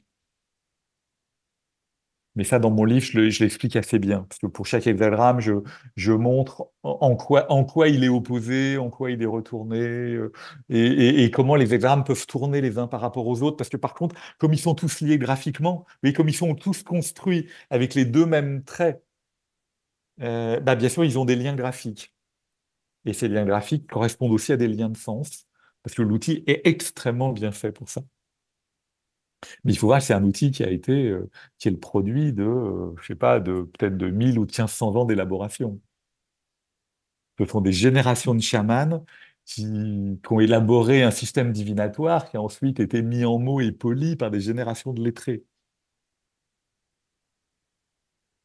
Donc c'est un outil pour le coup Mhm. très élaboré. Est-ce que tu pourrais donner justement des exemples d'hexagrammes enfin, tu en as donné plusieurs tout à l'heure, des noms, mais Ouais. euh, je ne sais plus. J'ai oublié d'ailleurs des exemples que tu as donnés. Oui. Alors, je sais pas, j'ai un hexagramme par exemple qui s'emplit. L'hexagramme du milieu du Yi Jing, alors même s'il a encore, a priori, l'ordre des hexagrammes n'a pas d'importance dans le Yi Jing, je pense qu'à l'origine, il n'y avait pas d'ordre en fait. C'est le fait qu'on commence à relier le Yi Jing sous la forme d'un livre qui a obligé à créer un ordre. Mais Ah je oui, pense que donc il n'y a l'ordre, pas de numéro associé à. il y a pas de numéro dans le texte chinois. Mhm. Les Occidentaux ont éprouvé le besoin de mettre des numéros pour mieux se repérer, mais il n'y a pas de numéro dans le texte originel. Donc l'interprétation numérologique des hexagrammes du I Ching, a priori, ne fait pas sens. Après, là Mhm. encore, hein, D'accord. on peut jouer à tous les jeux possibles et on peut tenter toutes les expériences et toutes les combinaisons possibles. Elles sont toutes potentiellement bienvenues. Mais en tout cas, par rapport à à ce qu'est l'outil, dans sa pureté originelle, il n'y a pas de numéro, c'est pas d'ordre numérique. D'accord. D'accord. Dans le tarot, il y a naturellement des numéros. Oui. Encore que sur les premiers tarots, il n'y en avait pas. Historiquement, il n'y a pas de Mhm. numéros sur les premières cartes. Les numéros n'apparaissent qu'à peu près au moment de l'impression. Mais il y a bien un ordre, il y a incontestablement un ordre, puis c'est incontestablement un chemin. On va du battleur jusqu'au monde. En Yi Jing, imaginez plutôt dans certaines représentations d'ailleurs du Yi Jing, les hexagrammes sont en rond sur un cercle, et imaginez plutôt comme une boussole. Dans une boussole, nord-nord-est et pas avant-sud-sud-ouest, et ni avant ni après. C'est deux modalités différentes. Donc, au milieu du Yi Jing, mais néanmoins, depuis 2000 ans, on va dire, le Yi Jing a un ordre. Donc, on a présenté à un moment donné des hexagrammes dans un certain ordre, et aujourd'hui, tout le monde s'y tient. Et donc, au milieu du Yi Jing, il y a 64 positions. Donc, la 32e position, c'est un hexagramme qui s'appelle, un peu ironiquement, peut-être d'ailleurs, enduré, et qui parle d'une situation qui est plus difficile que ce qu'on croyait, et dans lequel il va falloir patienter plus longtemps et plus courageusement. Et qui nous dit, en gros, garde ton cap, ne change rien, garde ton cap, mais par contre, il va falloir que tu apprennes à garder ton cap sur une durée plus longue. Ok. Donc il n'y a aucune notion de début et de fin dans les Non, alors, hexagrammes. Ok. enfin, les quatre premiers ont un sens au début et les deux derniers ont un sens à la fin. Ah oui. Après, les hexagrammes sont dans un ordre relativement arbitraire, c'est-à-dire pourquoi le cinquième est le cinquième, le septième est le septième, le neuvième est le neuvième, honnêtement, je vois aucune raison logique et cohérente de penser qu'il y a là autre chose qu'un ordre conventionnel arbitraire. Par contre, les deux premiers sont les deux hexagrammes purs en termes de forme. Le premier, c'est celui dont tous les traits sont yang, le deuxième, c'est celui dont tous les traits sont yin. Donc on nous présente au début du livre les deux protagonistes principaux. L'hexagramme purement yang, l'hexagramme purement yin, et on commence par l'hexagramme purement yang, puisque le 1 vient avant le 2, et que l'énergie yang vient avant l'énergie yin, puisque c'est l'énergie yang qui donne naissance, comme dans la création, Ah, et oui, comme c'est dans la pareil. création physique, sexuelle. Oui, oui. C'est d'abord un yang, et ensuite un yin qui mène à terme. Dans l'I Ching, Cyril Javary parle du Yi Jing comme le grand livre du yin. Les contraits yin sont plutôt plus nombreux et les hexagrammes yin sont plutôt plus valorisés. Donc le yang n'est pas du tout valorisé. C'est pas du tout le Yi Jing n'est pas du tout un ouvrage viriliste ou machiste. D'accord? Mais par exemple, simplement, le yang est premier. C'est lui qui donne la première impulsion. Et c'est ensuite le yin qui va en assurer la gestation, qui va l'accueillir et qui, avec ses valeurs associées de temps, de patience, de courage, de ténacité, va mener à terme. Voilà. Et puis les deux derniers hexagrammes du Yi Jing sont les deux hexagrammes d'interpénétration parfaite du yin et du yang. Un yin, un yang, un yin, un yang, un yin, un yang. Ce qui est intéressant dans le Yi Oui. Jing, c'est que comme c'est le livre de la transformation permanente, celui où tous les traits sont à leur place, un trait yang, un trait yin, un trait yang, un trait yin, un trait yang, un trait yin. C'est pas le dernier, c'est l'avant-dernier. Et c'est un hexagramme qui nous dit, bah, les choses sont en place, et comme les choses sont en place, elles vont pas tarder à se déplacer. C'est-à-dire que c'est pas un aboutissement comme le monde dans le tarot, c'est juste le constat qu'on est parvenu à un état d'équilibre et qu'on va donc rien pouvoir faire de plus que de le préserver un peu plus longtemps.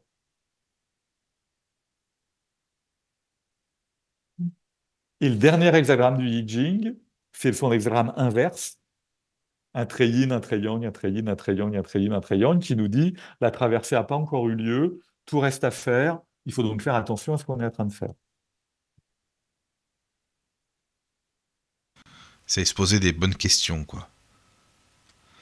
Toujours dans un monde Ouais. en perpétuelle Voilà, transformation, oui. dans Oui, lequel oui. jamais rien ne dure. Mhm. Quand les situations sont fécondes, le Yi Jin nous dit profites-en, prends la vague, parce qu'elle ne va pas durer. Et quand elles ne sont pas fécondes, il nous dit bah, pour le moment, plante-toi, reste à l'abri, patiente, prépare le retour d'une énergie positive, Mais quel parce qu'elle hexagramme pourrait, reviendra. l'hexagramme qui pourrait représenter le mieux la sagesse, la connaissance, par exemple? Est-ce qu'il y en a un? Non, non, parce que d'abord, la sagesse, elle est dans le fait d'accepter tout ce qui se présente quand ça se présente, comme ça se présente. Mhm. Alors, il y a un hexagramme, en D'accord. l'occurrence, qui effectivement s'appelle spontanément, enfin, a été traduit en français par spontanément, qui est un hexagramme qui dit, en gros, qui serait l'hexagramme, lui, de la sagesse bouddhiste. C'est l'hexagramme qui dit justement, la seule chose que tu as à faire là, c'est d'être en adéquation parfaite avec la réalité du moment. Mais ce n'est qu'un des 64 hexagrammes. C'est ça qui est très intéressant dans le I Ching aussi. Le I Ching est un outil pragmatique, c'est pas un outil idéologique. Toutes les attitudes, tous les types d'attitudes sont possibles dans le I Ching, à condition d'être juste à un moment précis. Vous voyez, ce qu'on cherche, c'est le couplage juste. Donc il y a des moments où il faut être très yang, il y a des moments où il faut être très yin, il y a des moments où il faut être désagréable, il y a des moments où il faut être très doux, il y a des moments où il faut être en adéquation parfaite avec le moment, il y a des moments où il faut réfléchir en profondeur à l'intérieur. Le tout, c'est de savoir le faire au moment où c'est nécessaire. Donc la sagesse, elle est là, il n'y a pas un hexagramme de la sagesse. La sagesse, elle est, il y a 64 hexagrammes de 64 sagesses différentes. Ah oui, Vous ça c'est voyez, bon. Ça. Ah oui, oui, c'est très bien ça. Ouais, j'aime bien. vous voyez, au moment de l'avant-dernier, tu vois, au moment de déjà traverser, bah, la sagesse consiste à comprendre que bah, comme les choses sont en place, ça ne va pas pouvoir durer. Et la sagesse, c'est de l'accepter. Et de se mettre en position déjà de penser à ce qui va se passer après. Au temps de prospérité, la sagesse, c'est de constater qu'en ce moment, c'est fécond, et donc qu'il faut en profiter. C'est le moment de féconder les situations. Parce que ça aussi, ça ne durera pas de toute façon. Alors il y a deux questions, Didier, tu sais, c'est donc la première, est-ce qu'il est possible de pratiquer le hiking avec plusieurs personnes, en groupe, quoi? Ben, alors je ne sais pas ce qu'on entend par là. On a le droit de se réunir pour pratiquer le Jing, ça c'est sûr. Bah, Après, peut-être que c'est, admettons, je sais pas, hein, j'en sais rien, je connais pas la personne qui pose la question, mais peut-être, admettons, ça pourrait être une entreprise. Allez, j'imagine ça, j'en sais rien, moi. Des personnes qui bossent dans une entreprise, est-ce qu'ils peuvent poser une question ensemble pour le boulot, alors, le, comment pro- ça va se le problème de passer poser une question ensemble, c'est qu'en réalité, personne n'est au même endroit par rapport à la question. Ouais. Et en plus, qu'est-ce que ça veut dire en termes de modalité pratique de poser une question ensemble? Mhm. Alors, j'ai déjà vu des couples, par exemple, poser la même question ensemble, c'est-à-dire genre, est-ce qu'il faut qu'on achète la maison? Tiens, quid d'acheter l'appartement X, voilà. Et j'ai déjà proposé à des gens de faire un tirage à ce moment-là, par exemple, l'homme tire les places-fiants, il fait le premier, le troisième et le cinquième lancer, et sa conjointe fait le deuxième, le quatrième et le sixième lancer. C'est possible. Je ne suis pas persuadé toujours de la praticité, on va dire, de la méthode. Et Bah, puis après, vous voyez, si on est quatre associés, bah oui, mais on va tirer comment? Ah oui, c'est ça aussi, c'est vrai que la On en manière tirait de comment? faire ça, ouais. Vous voyez? Donc, soit, Eh est-ce qu'il y oui. en a un? Alors à ce moment-là, après, il y a plein de possibilités. Est-ce qu'il y en a un qui va représenter les autres? C'est-à-dire qu'est-ce qu'on va demander on va charger à l'un d'incarner peut-être le plus concerné, par exemple, d'incarner la question et de tirer. Mhm. Mais en sachant que ça va quand même être son énergie. Mais c'est ça, c'est son énergie Et à donc, lui, et donc c'est sa justement. C'est réponse. vrai que c'est... Donc c'est Oui, plus oui, oui, oui. intéressant dans ces cas-là, même si c'est plus compliqué. En réalité, si on est trois associés, par exemple, à se poser une question stratégique, par exemple, Mhm. bah, c'est plus intéressant que chacun fasse le même tirage Oui, et de regarder ce qui se passe. Ça peut être l'occasion de ça vérifier c'est s'il y a pas mal. vraiment Oui, convergence c'est ou bien pas du ça. tout. Mhm. C'est vrai. C'est beaucoup plus intéressant. Mhm. Le Yijin, c'est vraiment, vous voyez, tu vois, c'est une question, un homme, une question, un homme, une situation, une question, un Mhm. tirage. Mais est-ce qu'il faut s'y Mais on préparer n'a avant pas. de faire un tirage, je sais pas, une petite méditation, est-ce qu'il y a quelque chose à faire avant pour être vraiment bien en condition ou non? C'est à chacun de voir comment il a besoin de se préparer pour être en condition. D'accord. Et là, moi, j'ai pas de conseils à donner parce que c'est très personnel. Mhm. Il y a notamment deux grandes écoles différentes. Celles qui d'ailleurs préfèrent tirer avec les baguettes et celles qui préfèrent tirer avec les pièces. Les gens qui préfèrent tirer avec les baguettes disent que c'est important de méditer pendant qu'on fait le tirage, de s'accorder comme ça un temps long pour faire un tirage. Et c'est tout à fait possible et respectable. Et l'autre école dont je fais partie disent le geste divinatoire, ça doit être un geste très rapide, très incisif, très instantané, dans lequel on ne réfléchit pas. Il faut aller vite. Pour moi, je suis d'accord. Maud Christen disait un tirage de tarot, réfléchissez pas devant vos cartes. Vous allez polluer votre tirage. Prenez le paquet de cartes, balancez-le dans l'escalier et regardez comment il descend. J'aime bien cette idée-là. Mais en réalité, les deux sont possibles. Moi, Oui. je pense qu'il faut plutôt méditer sur la question. Je Ah ça dirais, allez, c'est pas mal du tout allez, ça, méditer sur voilà. la question, et Si je c'est dois vrai, donner c'est vrai. si je dois donner ma réponse, Oui. mais Mhm. vraiment, plein de choses sont possibles. Et il est vraiment important que chacun trouve une manière qui lui corresponde et qui lui permette d'acheminer bien ses réponses à lui. Oui, d'accord, Et il n'est pas d'accord. question d'être injonctif en la matière. Oui, c'est... Merci Mais beaucoup. allez, Oui. si je dois donner une réponse à laquelle je crois moi, c'est méditer sur la question Mhm. et par contre tirer très vite. D'accord, Une fois que la d'accord. question est posée, Oui, voilà, oui. laissez le jaillissement se faire. Moi, ça me parle ce que tu dis. Oui, c'est spontané, quoi. Voilà, c'est comme ça. Voilà, pour que ça soit le plus spontané Mais possible, puis oui, que oui, le oui. mental C'est puisse pas ça, ouais. s'interposer. Oui, je C'est pour ça que comprends. j'aime bien les tirages de runes. Allez, plongez, Oui. maturez bien votre question, mais après vous plongez la main dans le sac et vous Et on y sortez une va. rune. C'est parti. Après, Et on voilà, y va, quoi. très vite, Mhm. très, Mhm. la manière la plus instinctive possible. Oui, d'accord. Par contre, si vous êtes instinctif sur une question qui n'est pas du tout claire, le résultat ne va pas Ah du bah, tout ça être va pas clair. être clair non plus, quoi. Ouais, c'est ça. Je suis C'est désolé, sûr, oui. le résultat sera Forcément. peut-être juste, mais il ne va pas être clair pour vous. Oui. Et le fait Merci. d'avoir peur d'une réponse peut influencer. Enfin, ici pas, mais. Ah, Enfin, je sais pas. ça, c'est très important pour moi dans les arts divinatoires. Si vous tirez, il faut accepter il faut a priori, il faudrait vous engager a priori à accepter la réponse quelle qu'elle soit. Oui, bah oui. C'est comme en voyance.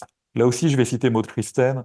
Euh, Maud avait à un moment donné sur son site internet, je ne crois pas que ce soit encore le cas, mais elle avait sur son site cette phrase ironique, je vais la citer de mémoire, donc peut-être pas de façon tout à fait littérale, qui disait en gros, si vous voulez que je vous dise que l'homme que vous venez de rencontrer est l'homme de votre vie, surtout ne venez pas. Et si vous voulez absolument une réponse, vous ne pouvez pas consulter. Ben non. Bah Si Ça oui. vous sert à rien du consultez, tout. c'est de vous accepter que la réponse qui va sortir va être la Eh bonne oui. réponse. Oui, Et forcément. peut-être que cette réponse va être désagréable. C'est Mhm. possible. Mais en même temps, si c'est la réponse juste, Fallait pas c'est venir, elle sinon. qui doit être entendue. Ben oui, c'est ça, quoi.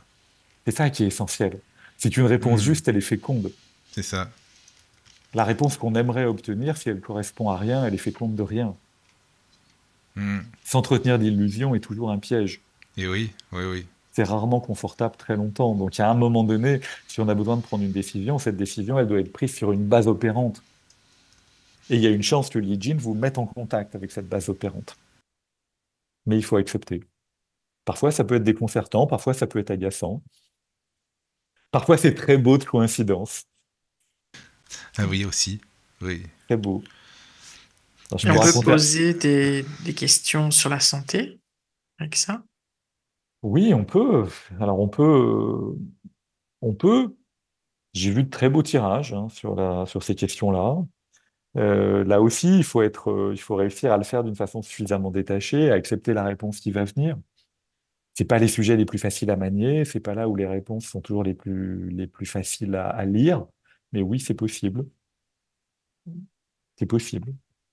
En groupe, nous, on a dit dans le groupe que quand j'anime des groupes et que j'anime des lectures de tirage collectives, j'ai tendance à dire je veux pas de questions sur la santé, parce que c'est des questions trop difficiles à manier pour Mhm. celui qui les pose. Donc, on va pas les livrer en pâture à un groupe. Mais j'ai quelqu'un, par exemple, qui un jour m'avait dit, voilà, qui avait un cancer, à qui on avait détecté un cancer de la prostate, qui avait dit, je veux faire un tirage, qui se posait la question de savoir si il fallait qu'il se fasse opérer ou s'il pouvait se contenter de se soigner avec des médecines alternatives, et qui m'avait dit, j'aimerais que toi et Cyril, voilà, j'aimerais faire un tirage et que vous veniez l'interpréter pour moi. Et il avait fait un tirage très lisible. La question, pour le coup, était très claire. Il était nécessairement très engagé dans sa question. Et il avait obtenu un hexagramme qui s'appelle abondance. Et abondance qui dit, en gros, il y a prolifération, il faut trancher. C'était Mhm. très direct comme réponse. Il y a Oui, mais prolifération, il il y a faut trancher. prolifération, oui, voilà, mais c'était direct, mais au moins il savait où il allait, quoi. Il savait où il allait, il s'est fait Ben oui, opérer, ça s'est très bien passé. voilà, et ben oui, c'est très bien Là, comme j'ai ça. la lecture a Voilà. posteriori, puisque c'est une histoire qui date. Oui, oui. Voilà, il s'est fait opérer, on lui a dit non, attends, abondance, c'est opération. Mhm. Abondance, D'accord. c'est prolifération. On met un terme. L'abondance est en train de devenir embolie. Il faut Oui. mettre un terme à cette embolie par une intervention active et tranchée. Oui, oui. Non, mais Voilà, c'était clair quand même, par contre, hein. c'était clair. Ah ben, les jeans, ça peut être très clair. Mhm. Vous voyez, un exemple que j'aime bien, qui est un joli exemple de coïncidence directe. Je sais pas, une vingtaine d'années de ça, j'étais un grand marcheur. Je partais souvent en trek dans le désert. Et une année, j'avais décidé de partir en Algérie, dans le sud algérien, parce que le sud algérien, c'est très beau et j'y étais encore jamais allé. Mais à ce moment-là, il y a eu un très grave incident dans le sud algérien. On va dire des rebelles, parce qu'on ne sait jamais très bien qui c'est, avaient pris des touristes en otage. L'armée avait chargé, il y avait eu 20 morts. Le Quai d'Orsay avait donc dit, on ne veut plus voir de touristes français dans le désert algérien. Et puis en même temps, le tour opérateur, qui était Terre d'Aventure, qui était le tour opérateur qui connaissait le mieux le désert algérien, disait non, non, mais il n'y a pas de problème, nous on y va. Il y a des treks qu'on a fermés parce qu'ils sont trop près de la frontière, ils sont à des endroits trop isolés. Mais ce trek-là, il n'y a pas de problème, on est près de Djanet, dans le parc naturel, c'est complètement sous contrôle de l'armée, il n'y a aucun souci. Bon, je m'étais dit, ouais, bon, qu'est-ce que je fais? Donc je m'étais dit, bah, on va consulter Li Jing. J'ai une décision opératoire à prendre, on va consulter Li Jing. Et j'ai obtenu un diagramme qui s'appelle croissance, qui est un diagramme très favorable, qui dit en gros, la situation est dans une dynamique de croissance, mais les fruits de la croissance ne sont pas encore lisibles. Et ce qui est très drôle, c'est que le texte du jugement de l'hexagramme nous dit fondamentalement favorisant, donc ça c'était cool, aller voir quelqu'un d'envergure, donc ça veut dire prendre de la hauteur, prendre du recul, mais c'est ce que j'étais en train de faire en consultant Li Jing. Et là, la réponse est encore plus claire, puisque le texte me dit pas de crainte à avoir, ouverture pour une expédition vers le sud. Mhm. Là, ça peut pas être plus clair, là, c'est bon, là, c'est Voilà, je sûr. suis parti D'accord. et ça a été un très beau voyage. Mhm. D'accord, c'est génial, ça. Non, c'est un bon Voilà, c'est tirage, en l'avantage d'avoir un plus. texte écrit. Vous voyez, Oui, c'est là oui. où vous voyez quand même la marge d'interprétation, elle est quand même plus faible. Sur Oui, une question comme oui, ça, oui, oui. il y a écrit ouverture pour une expédition vers le sud, pas de crainte à avoir. Mhm.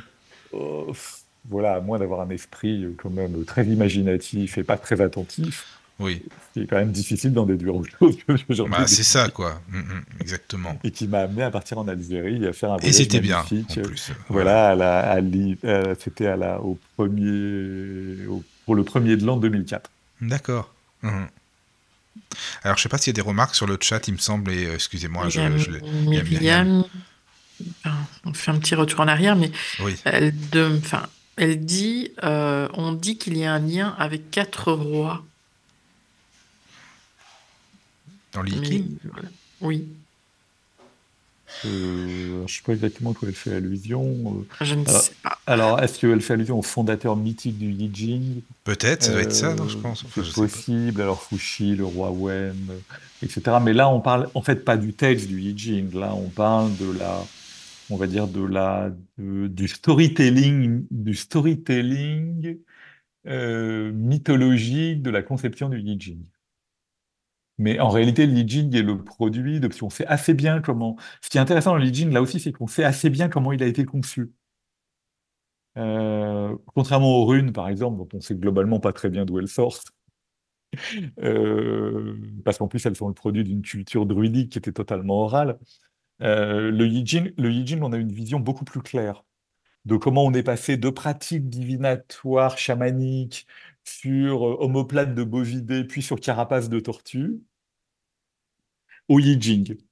Et c'est ça la vraie origine du Yi Jing. Après, il y a tout un discours mythologique sur les Chinois aiment la mythologie et ont une conception historique qui est différente de la nôtre. La conception historique occidentale se veut réaliste. C'est-à-dire que nous, on veut savoir ce qui est vrai, ce qui ne l'est pas. Les Chinois ont une lecture beaucoup plus symbolico-mythique de l'histoire et eux se préoccupent beaucoup moins de la vérité historique. Par exemple, Lao Tse, nous, on veut absolument savoir si Lao Tse existe. Les Chinois, ils s'en foutent.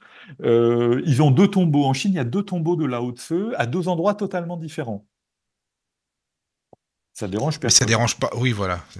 Ça dérange personne. D'accord. Parce que Lao Tse est pour eux une figure, c'est une figure mythique. C'est une figure emblématique. La question, c'est pas de savoir ce qu'il mangeait au petit déjeuner, dans quelle ville il est né, à quel endroit il est mort et de quoi. Non, Lao Tse vient finalement incarner une sagesse profonde, une école philosophique d'une sagesse profonde qui est le taoïsme, et que ça corresponde à un personnage réel comme Confucius a probablement été ou pas, c'est pas très important. Donc on attribue la création mythologique, on va dire, du Yi Jing à un certain nombre de personnages, dont Fuchi et le roi Wen, et aussi Confucius. Mais tout ça là pour le coup, n'est qu'un conte a posteriori.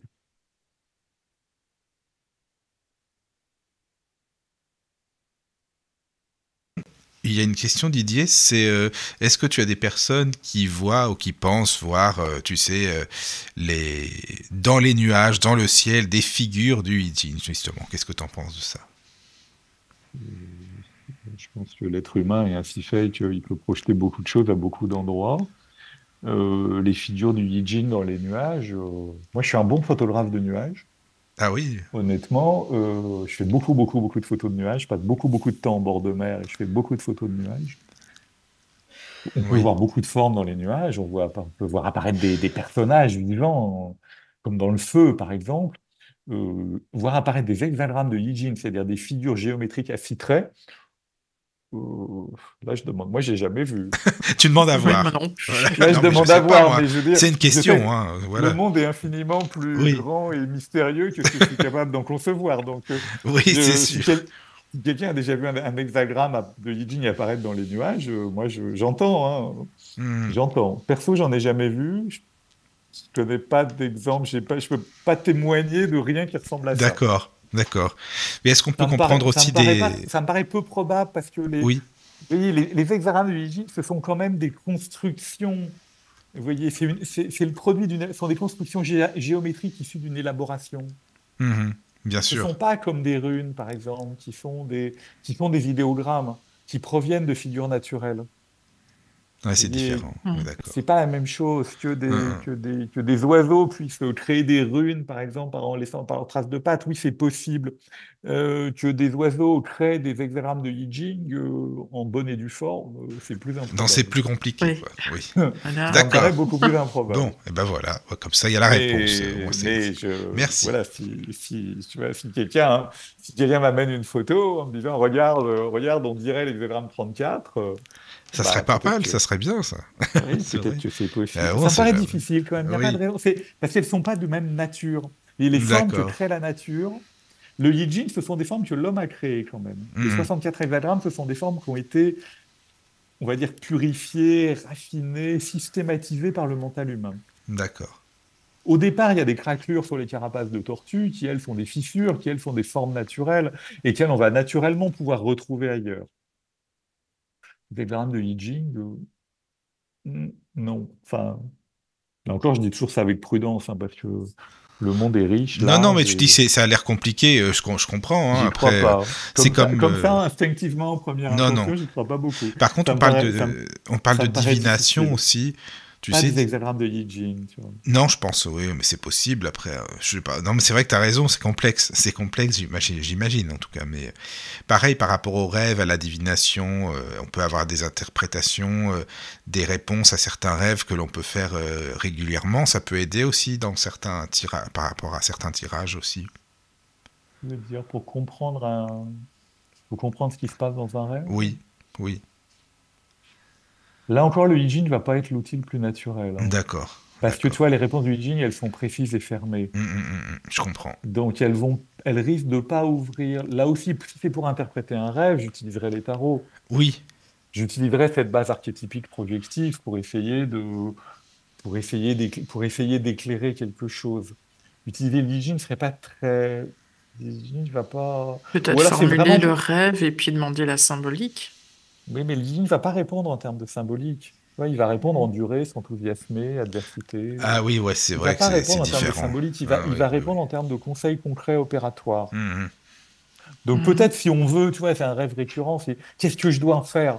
À la question, qu'est-ce que je dois faire de ce rêve? Peut-être que le Yijin pourra apporter une réponse, mais il va apporter une réponse étroite, fermée. Oui, Mhm. d'accord. Il va peut-être répondre, arrête de te prendre la tête, hein, d'ailleurs. Ah oui, Voilà. Si le Yijin n'est pas un outil, il ferme les situations, il les ouvre pas. d'accord. Non, Ouais, c'est il clair, comme ça, réduit le je champ des comprends. possibles à ce qui va être juste là, maintenant, ici, pour moi, par rapport à cette question-là. Il n'ouvre pas le champ d'interprétation. Ça, c'est plus le rôle des oracles qu'on a l'habitude de manier ici. Et c'est ça qui est intéressant aussi, c'est que il faut pas faire avec le I Ching ce qu'on fait avec le tarot de Marseille. Ça permet de faire autre Oui, chose. d'accord. Ce qu'on fait très bien avec le tarot de Marseille, pas la peine. C'est différent, ouais. Non, après on peut le faire avec un D'accord. autre tarot. On peut choisir le tarot qui nous correspond le mieux. On peut préférer Mhm. travailler avec le Rider-Waite ou travailler avec un oracle différent ou avec un oracle Oui, plus récent. Ça c'est autre chose. d'accord. Mais ce qu'on fait avec des cartes, avec des images de manière projective, on le fera a priori pas avec le Yi C'est Jing qui différent, oui. répond de façon beaucoup plus précise, beaucoup plus étroite, beaucoup plus fermée. D'accord. Le Yi Jing plutôt Oui. réduit le champ des possibles. Mhm. Tu vois, il Non, mais l'ouvre pas. oui, oui, c'est ce qu'il faut comprendre en fait. D'accord, je comprends. Écoute, en tout cas, merci Didier hein, pour toutes tes réponses parce que vraiment, bah, en tout cas, on a appris plein de choses. Moi, je t'avoue que je connaissais pas du tout. D'ailleurs, je te l'ai dit, hein, c'est vraiment un sujet que je connaissais que de nom. Donc, c'est vrai qu'avec tes explications, bah, c'est plus clair, c'est plus concret. Donc, déjà, merci beaucoup hein, pour ça. Voilà. C'est un très bel outil. Mhm. C'est vraiment un outil pour ceux qui ne le connaissent pas et qui ont envie de s'y intéresser un peu. Oui. C'est quand même, pour conclure, et je vais conclure là, parce qu'après, j'aurai plus de voix. Oui, oui, non, mais de toute façon, Euh, je crois qu'il n'y a plus de questions après. Hein. Enfin, je crois pas, hein, mais c'est un très bel outil. C'est à la fois un très bel objet culturel, oui. vous voyez, qui est le témoin d'une culture très ancienne, mais qui nous a laissé là une trace quand même très construite, très élaborée.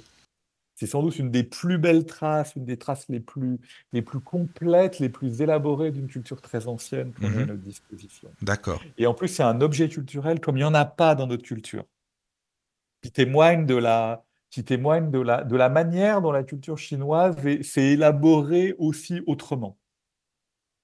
On voit avec le Hijin comment on peut avoir affaire à une autre culture très élaborée, mais sur des bases différentes de la nôtre. Et ça, en termes simplement d'études, de consultation, de lecture, d'observation, c'est déjà très intéressant. Et après, Ouais. le Jing est un très bel outil opératoire, pragmatique, pour répondre à des questions concrètes, prendre des décisions concrètes. Tu vois, partir dans le désert, alors que ça a l'air dangereux ou pas, se faire opérer ou pas. Le Jing répond très bien à ces questions-là, avec une marge d'interprétation limitée, donc ça en fait un outil qu'on peut facilement utiliser pour soi-même, Ça en fait un excellent outil de voyance, de connexion, de reliance pour débutants. Et ça en fait un outil écrit, donc avec une marge d'interprétation limitée, qui le rend finalement, une fois qu'on a compris un peu comment ça fonctionnait, qui le rend plus maniable que des outils plus naturellement interprétatifs.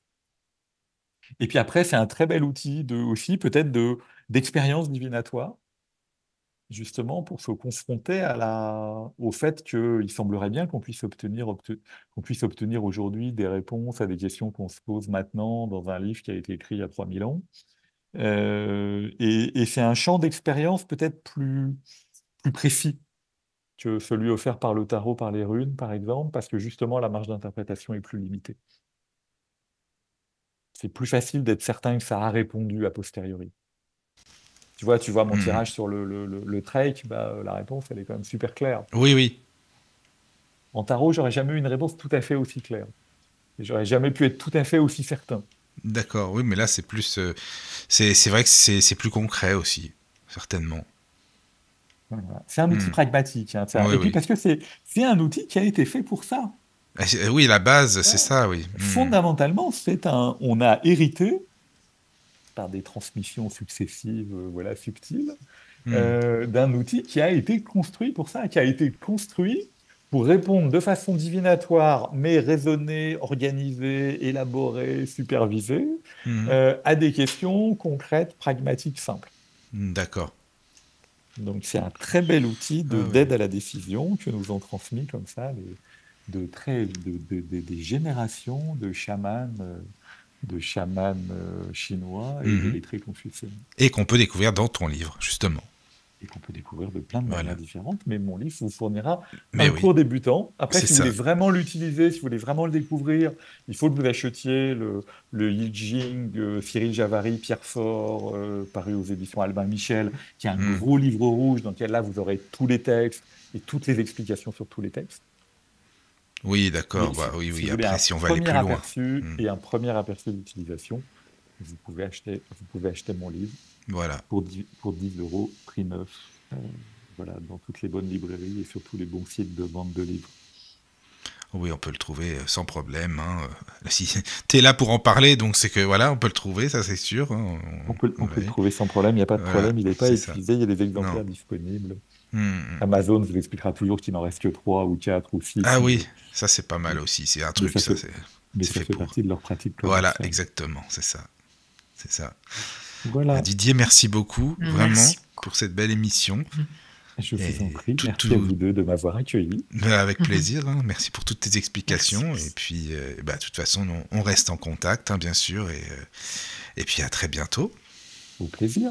Merci. À bientôt. À bientôt. Très, très belle soirée. Merci. Merci. Bienvenue sur la radio du Lotus. Avec Caroline et Michael. La radio du Lotus, on l'écoute partout dans le monde.